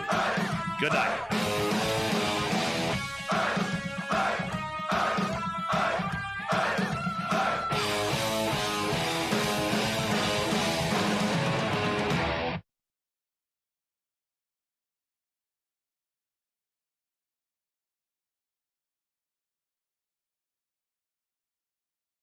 That's a good show, people.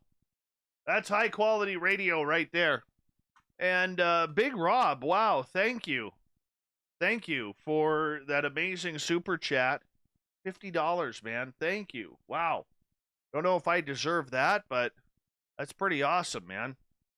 Pretty awesome. Thank you so much. All right, hold on. 1209.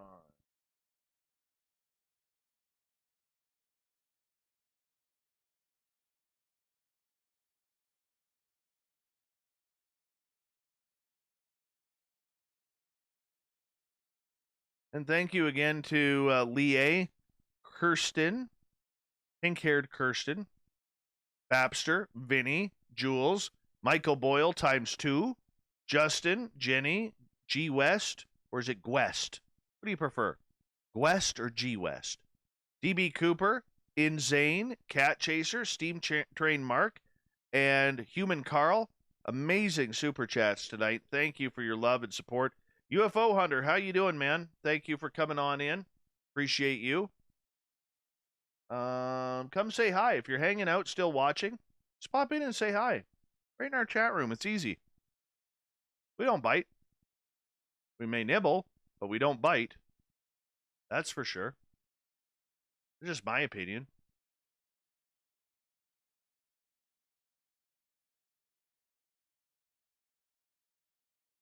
Two seconds here.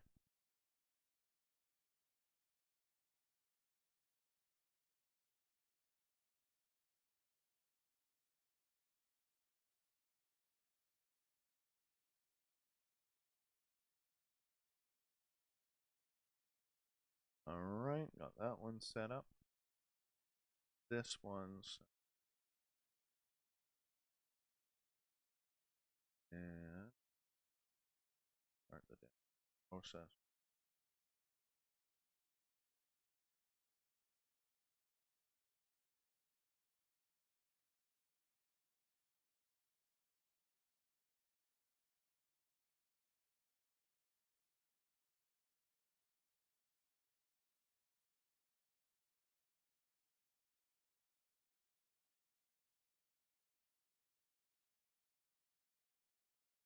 Okay, everyone, I'm just going to take a quick bathroom break. I'll be right back while this is downloading.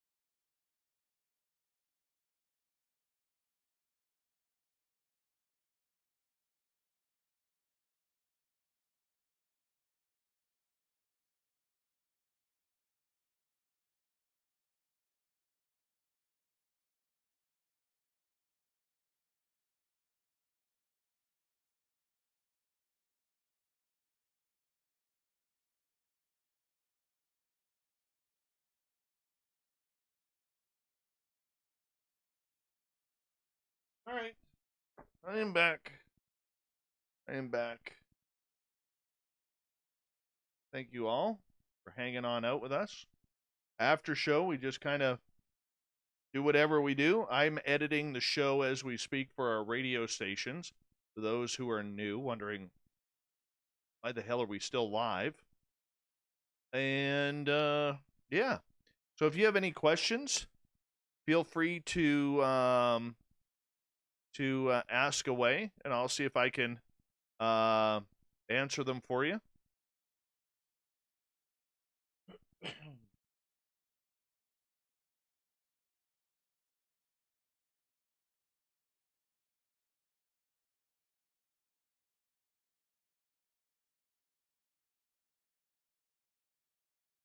Week's going to be a good week too.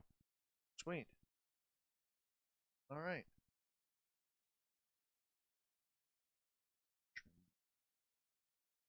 Cut that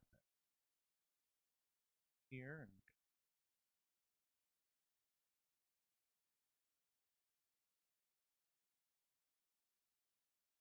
2 seconds.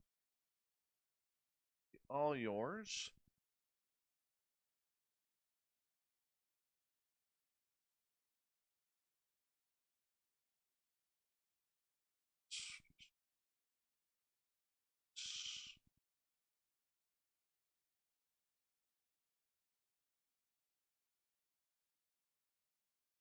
All right. There we go. Will I ever have Steve Istall back on? Probably yes, but not on a radio side. Just way too much swearing. Way too much swearing. But I would love to have Steve back on. I might do just, once I figure out YouTube a little bit better, I may have him on for a special. You know, it won't be a 3-hour show, but I'm going to start doing some specials. Do I do karaoke? No, never. And I'll explain why.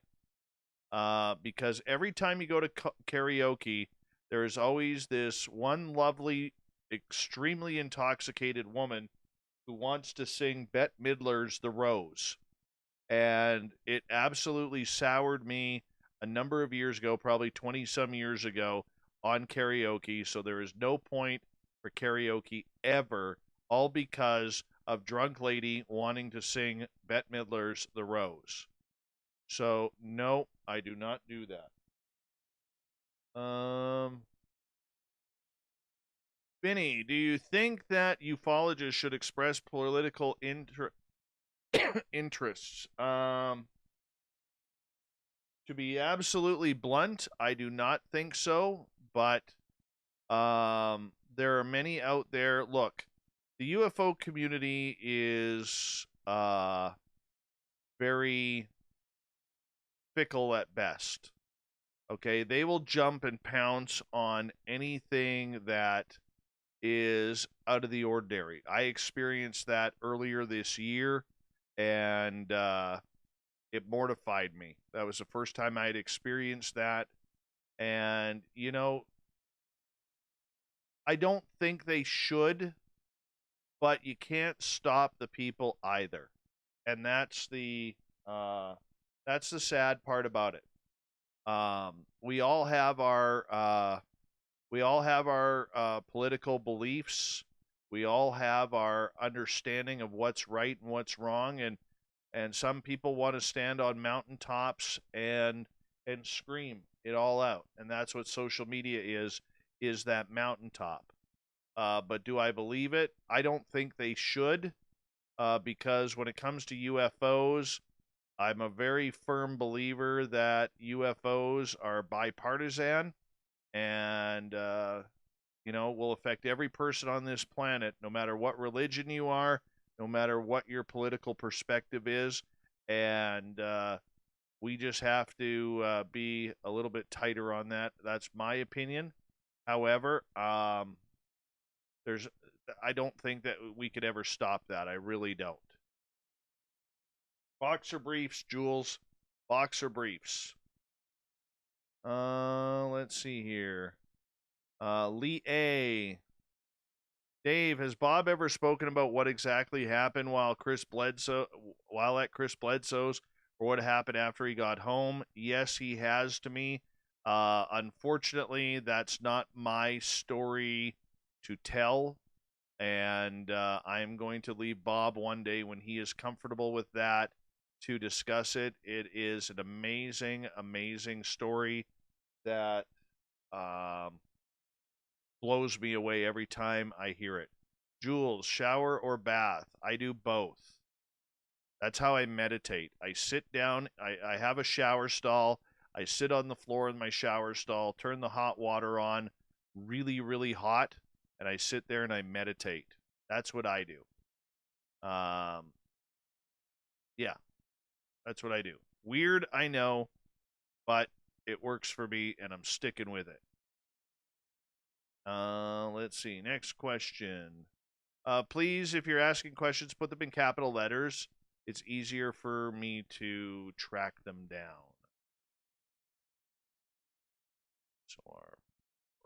Okay. Ah, damn it. Where's number 3? Where's number 3? Bring that back. Bring this one back.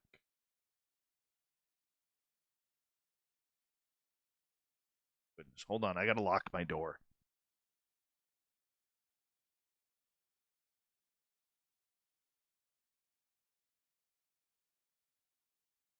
Reason why I have to lock my door to the studio is just in case my daughter decides to walk in here, because what you can't see is on the other, behind the camera, I've got like all my kids' Christmas presents. Well, my daughter's. I haven't bought for my son yet. Okay, so that's why I gotta lock my door and she's still up. So, yet the entire narrative seems to be controlled by one ball. It's been very frustrating. It's been that way. I mean, you know, you think of a publication like the New York Times, which has always been very tightly controlled in terms of editorial content and what's allowed to be said there. I mean, people like myself or Linda, Grant, we're all likely to go off script. Like, that's just the reality. I've had a number of instances where I have been on mainstream media and I don't get invited back for that very reason. I don't stay on script. And what is script, by the way? Here's what script is. No cover up, no conspiracy. That's what script is. And so when you go into actually dealing with deep cover up, long-standing cover up, then you're talking actual conspiracy. And that is the verboten place to go. So, you know, I'm friends with a lot of the people you mentioned, like Nick. I've known Nick Pope for a long time, but you know, these are not people who are ever publicly going to say, yeah, there's a conspiracy and a cover-up. They do the exact opposite, and that is why they are able to have the mainstream connection that they have, because they know. Either they believe it, they genuinely may believe it. Maybe Nick does believe that. And that's why he's congenial to them. And I'm not even saying this to demean Nick, again, because I like and respect him, but that's, I think, his position. But for me, that's not my position. And if I were to say, yeah, there's been a 70-plus year cover-up that is involved illegal and criminal behavior on the part of our government, and it goes on to this day. And by the way, they've got technology and bodies that they're studying in deep secrecy. And here's the evidence for that. Like, they're not ready for that. And so I can just assume that those of us who have that opinion are just not going to be part of that conversation. We're going to be in a different conversation. I want to get your opinion on the Air Force has always been silent. I think one reason they might be silent now, though, is because they took a hell of a beating over Project Blue Book, you know, and I know that sounds like ancient history, but, you know, and the other thing is that the Navy and the Air Force, I mean, yes, they're under unified command, but there's definitely rivalry there. There's always been rivalry. There's always been a sense of distinction between the two services. And what I suspect that's going on in the Navy, and I don't know this, I'm only suspecting, is that there's been a power struggle on this matter of UAP that hasn't taken place in the Air Force. And I think, you know, what you're seeing The information that's come out now, I think, has come out because there's a faction within the Navy and people connected to it that believe in this. There's also a faction in the Navy that I'm sure does not believe in openness on this subject.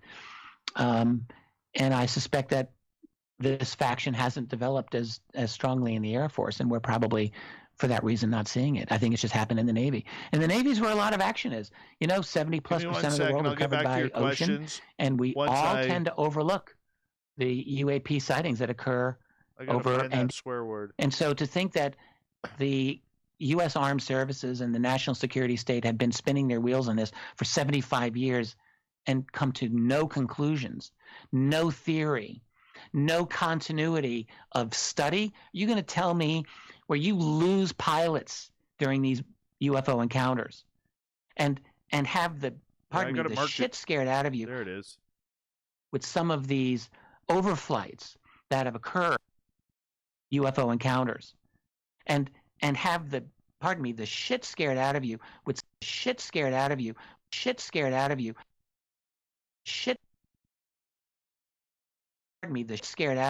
with some of these overflights that have occurred over. So that is.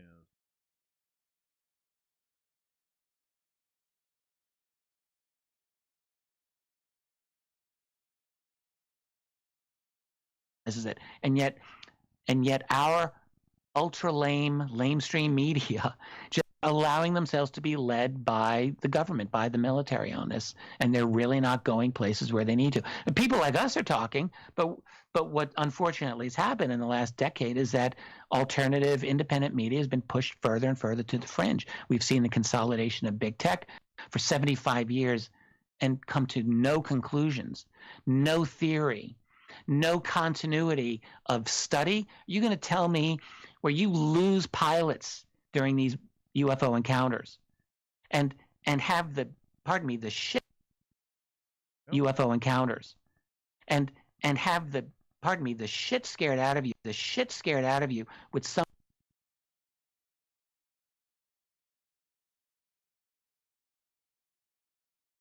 UFO encounters and have the scared out of you with some of these overflights that have occurred. Right. Right. So those are good. Now we could continue until the 11 mark. So let's go here. Got that. All right, back to your questions. Let me just scroll back here.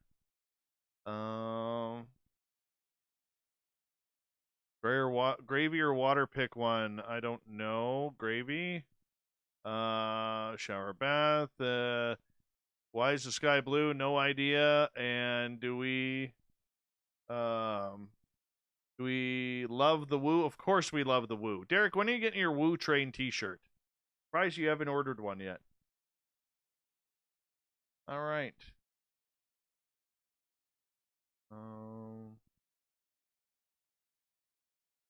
See. Hey, Filth, I got your other email or other package today. Thank you for that, man. And once again, Big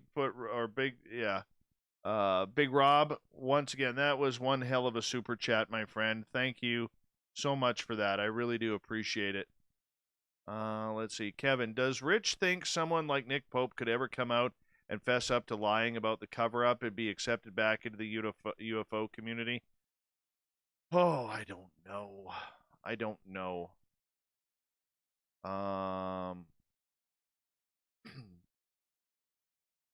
Nick Pope is an interesting character. I've never met the man. I've never talked to the man. I've only seen him on television, just like in other interviews, just like all of you. And I think Nick knows a lot more than what he is saying. Of course he does. I wish he would come a little cleaner on it. I do. I would love to see him come a little cleaner on this topic. I think we deserve that. But, you know, one thing that a lot of the public doesn't understand about people like Nick Pope or Lou Elizondo is they can only go so far and say so much before in energy, hold on, in before they can actually make things happen. Okay, or you can't just screw your NDA and screw your pensions, screw your life like that. You just can't. We want them to, but why should we? We're not the ones losing anything. You know what I'm saying? We're not. Hold on one second here. And it will enable breakthroughs in propulsion, in energy. This one I'll only have to do in once. Weaponry of all sorts. Like, so you just put those together right there in terms of communication. Like, things that we're not even right now in 2020 able to envision are going to happen because of what strong AI is going to enable us to do.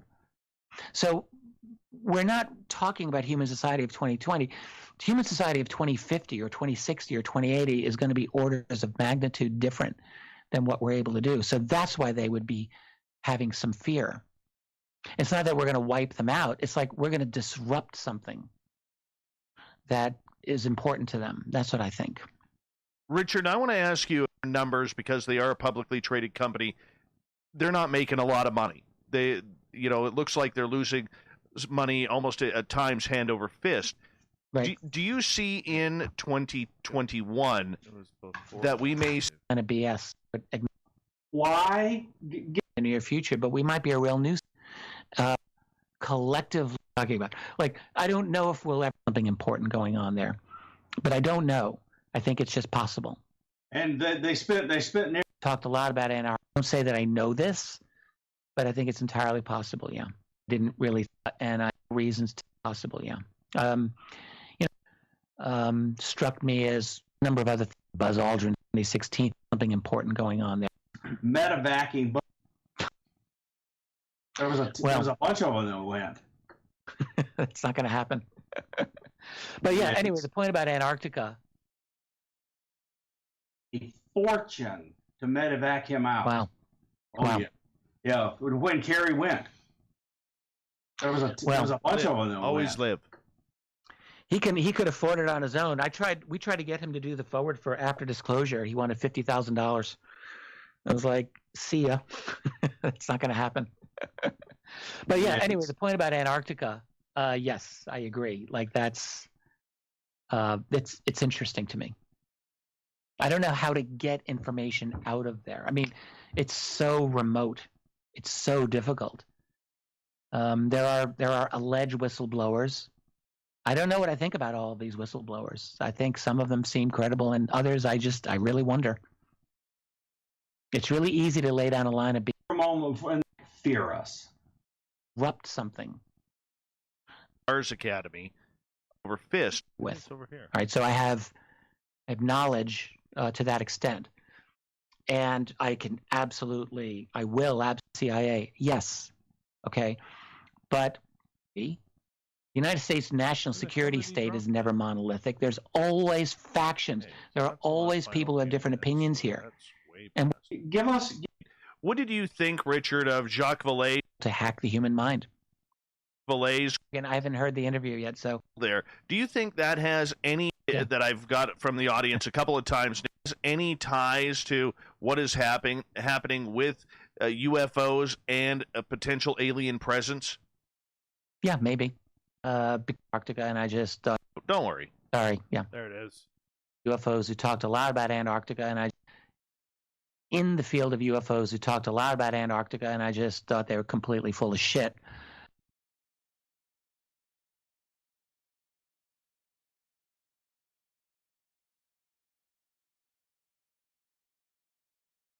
Full of shit. And I didn't really think that I don't know if I could say that's good right there. Yeah. Okay, getting back to your questions, Philip. I'm not I am not going to be having my book ready for Christmas. I thought I was going to, but I've just really run out of time in doing that. And I've got so many other mini projects going on right now that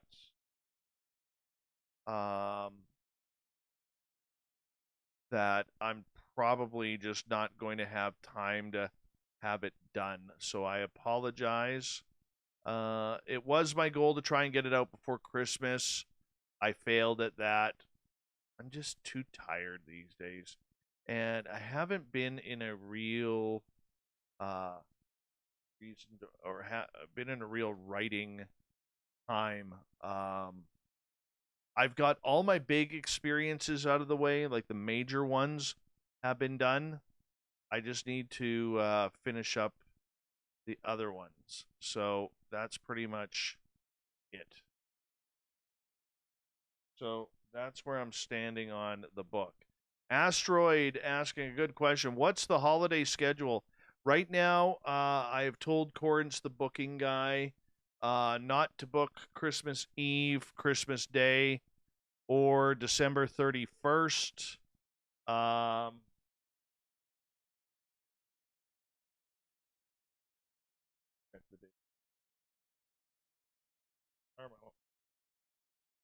January 1st is a Friday. We will continue on with R. Keith Andrews on that end. So that's always going to be good. Kick off, dudes, we get to kick off 2021 with R. Keith Andrews. You guys should be loving that. Loving that. How awesome is that? Let's see here. Jenny, you'll hear back from me tomorrow on that, and anybody who else is. I'm actually going in the morning to our T-shirt place. Everything's going to be ordered, and I'll send you some pricing on Facebook tomorrow, Jenny, so that way you will be able to get that. Don't worry, I got it all planned out. All planned out. What did you ask, Bombshell?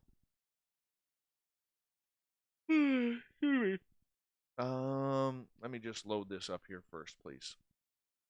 Then I'll get to Bombshell's question. All right. It's almost time to get the verification codes ready, too, everyone.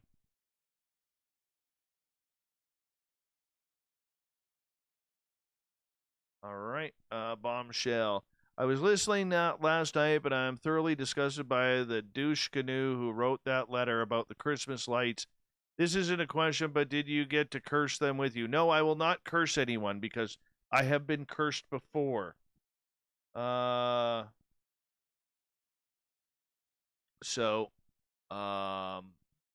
I haven't read an update on that story from that scumbag anonymous person. I have not.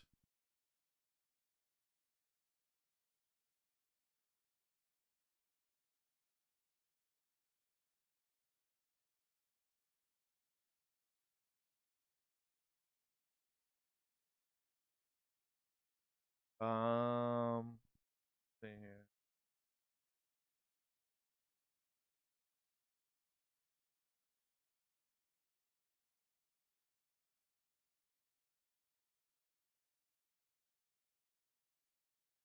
Let's see here. Where else are we?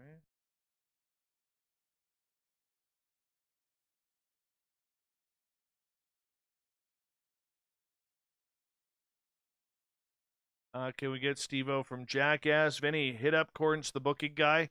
Bookings at spacedoutradio.com.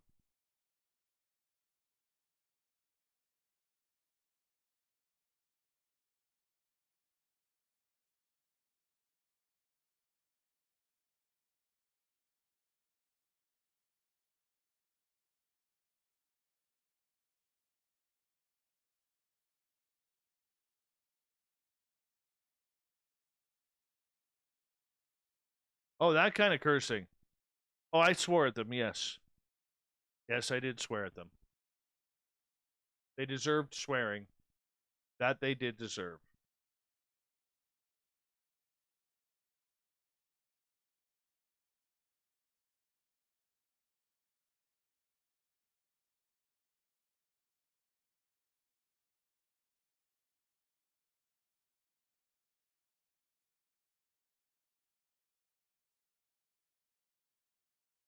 Stevie is your cousin, like Steve O. Stevie? That is awesome. Wow, you say F those effing effers in Canada too? I don't. Of course not. Played hockey, man. Oh, it's nice.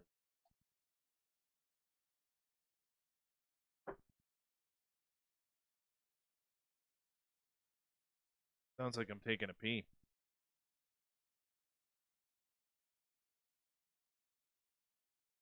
You know what? The way Steve-O has literally cleaned up his act from all the drugs that he was on,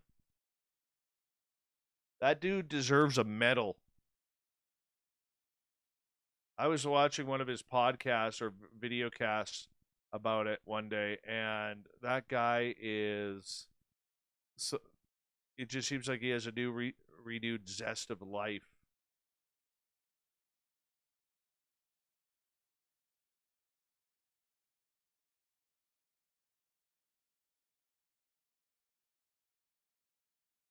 Totally. All right, we're gonna load things up here. Hey, Manuel, how you doing? Have you guys heard about the news about Trump? No. Yes, we were talking about that a little bit earlier. What do you think about that, man? What do you think about that? That's pretty insane stuff, to be honest. I think Trump knows. I think every president knows. All right, your verification code for tonight, people, is 974149. 974149 is your verification code. Make sure you verify wisely because you don't want to go through the rest of the night being unverified.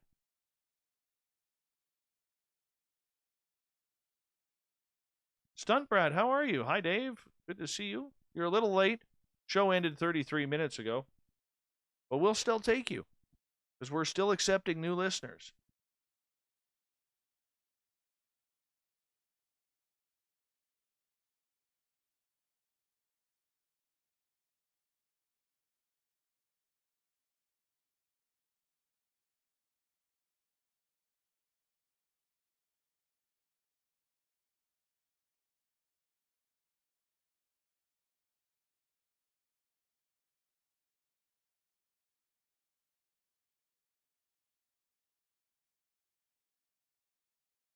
Yeah, I love the Jackass series.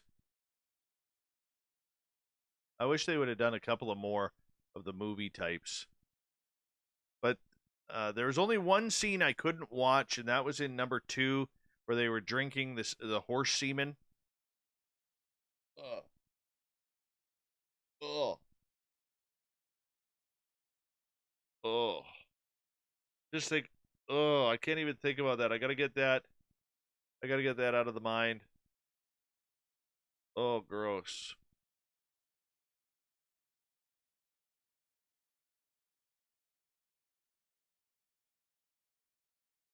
Oh, that send that to Corin's the booking guy at bookings at spacedoutradio.com. Bookings at spacedoutradio.com.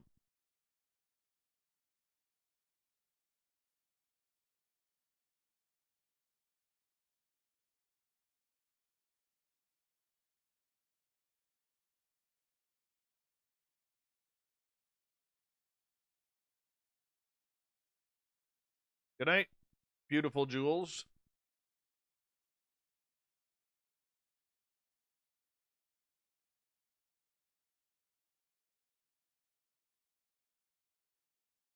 How would you know, Fap?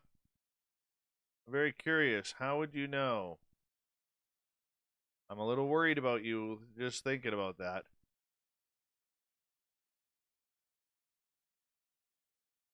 Eggnog's disgusting as it is. I mean, you might as well eat liquefied drywall if you're drinking eggnog. Horrible.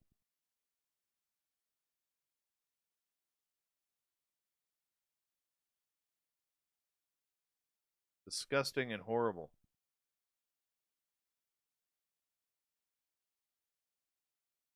I actually sent an email earlier today to David Politis asking if he would come on. He usually takes a couple of days to get back. So I will hopefully get him back on.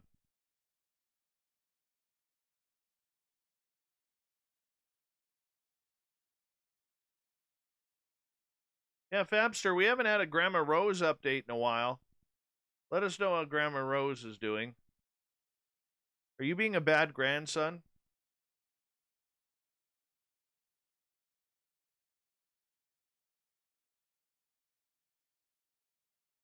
Trying, Manuel.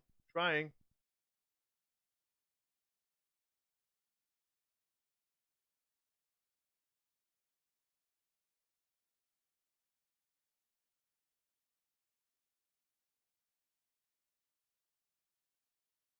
I think he has a new video that's come out. I think that's the next one for him. Lee A. Who do you think these aliens are in contact with? I would say every major nation. Like the G20 countries, for sure. Probably almost every government faction. Can you tell us about that Bigfoot poster behind you? This one or that one? The top one or the bottom one?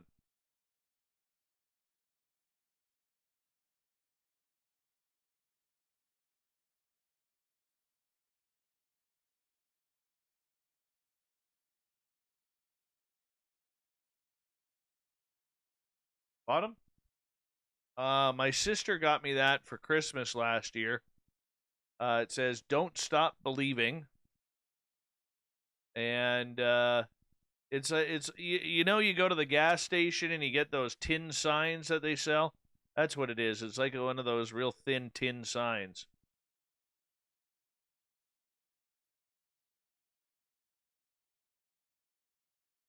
Looks pretty cool. This is my haunted 2021 calendar. My Axl Rose stuff. Most of my GNR stuff is behind me over here.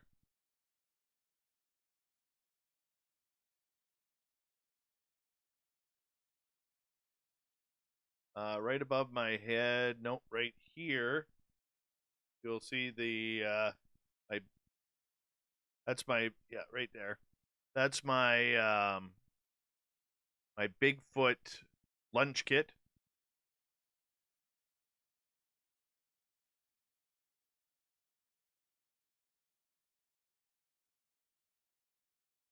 I have another Bigfoot sign, you just can't see it.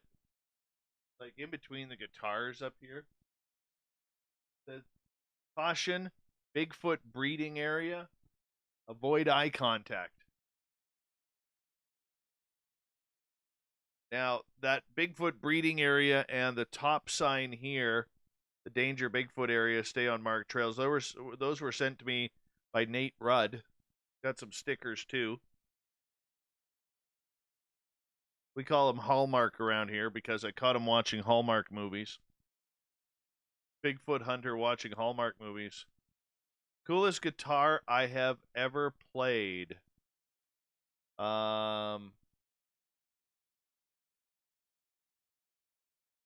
Probably. What? Oh, Jackson. Love this guitar. This is my daughter's guitar.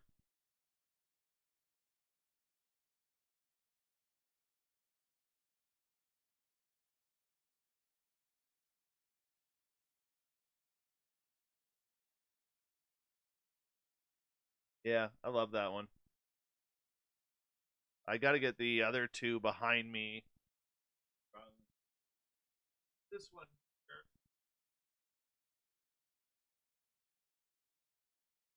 This one here is my favorite. The Court. Need a new bottom string. Need to get this strung. Yeah, headstock on it.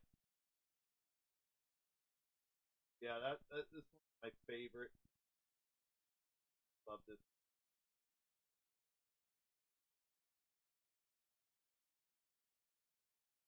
I got this one because it reminded me uh, of the Paradise City guitar that Bumblefoot used to use when he was in Guns N' Roses. And Paradise City is my favorite song. Bumblefoot uses VJ guitars. I don't, but I am horrible at guitar. I only know like 3 chords, and I've already forgot one of them. So when I'm playing, I just whatever. I got a cheap ass amp that doesn't work too well. Yeah, Steve Vai, good guitarist. Remember when he was with David Lee Roth after David Lee Roth left Van Halen? Done.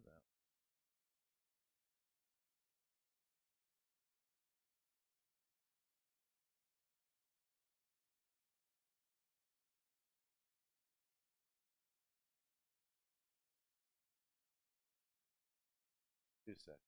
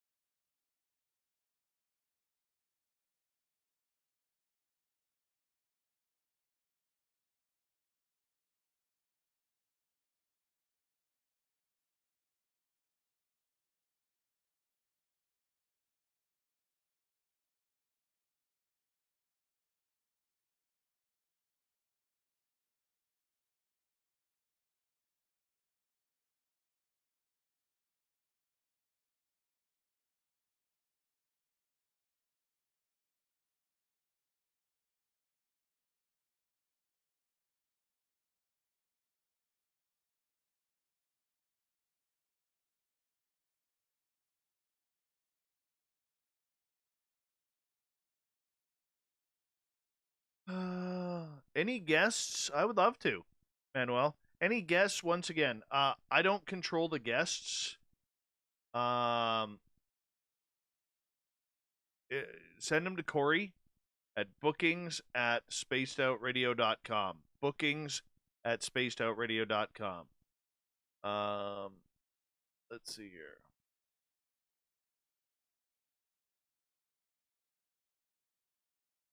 Oh, sweet.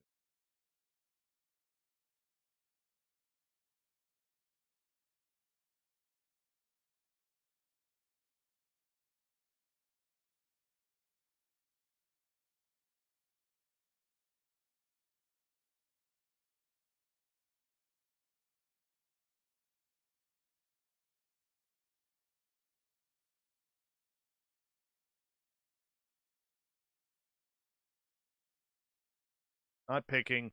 Just got an itch. That's it. It was just an itch.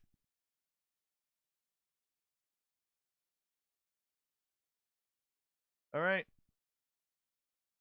I think I'm done for the night. I'm a little worn out. And I got a long day ahead of me tomorrow. I got to be up in the morning to take my boy to school. And then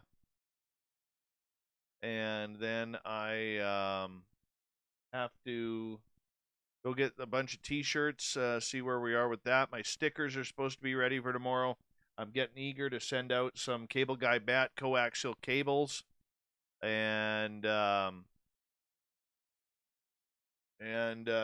yeah, thank you to everybody who participated in the super chat tonight. I quickly do a check here, see where we at, or where we are at numbers wise. We're at 9,608.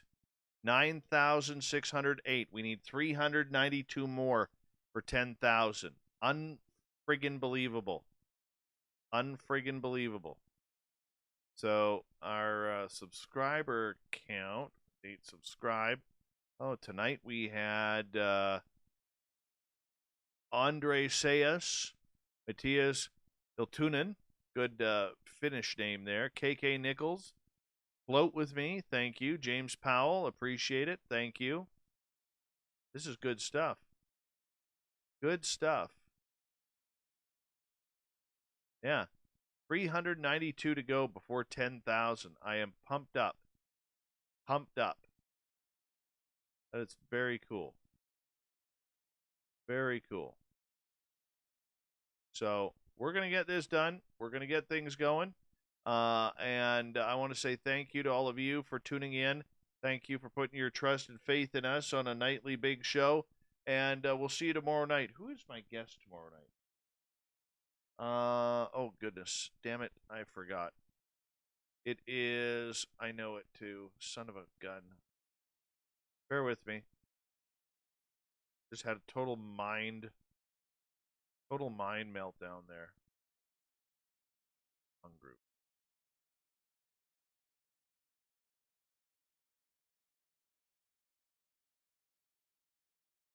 Tomorrow night, who do we have? Events. We have tomorrow night.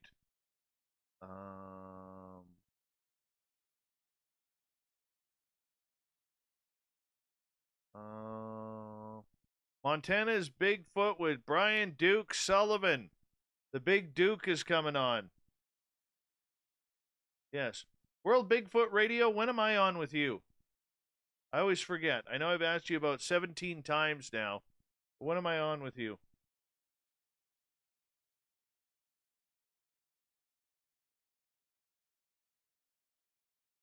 Come on, Duke. Let us know.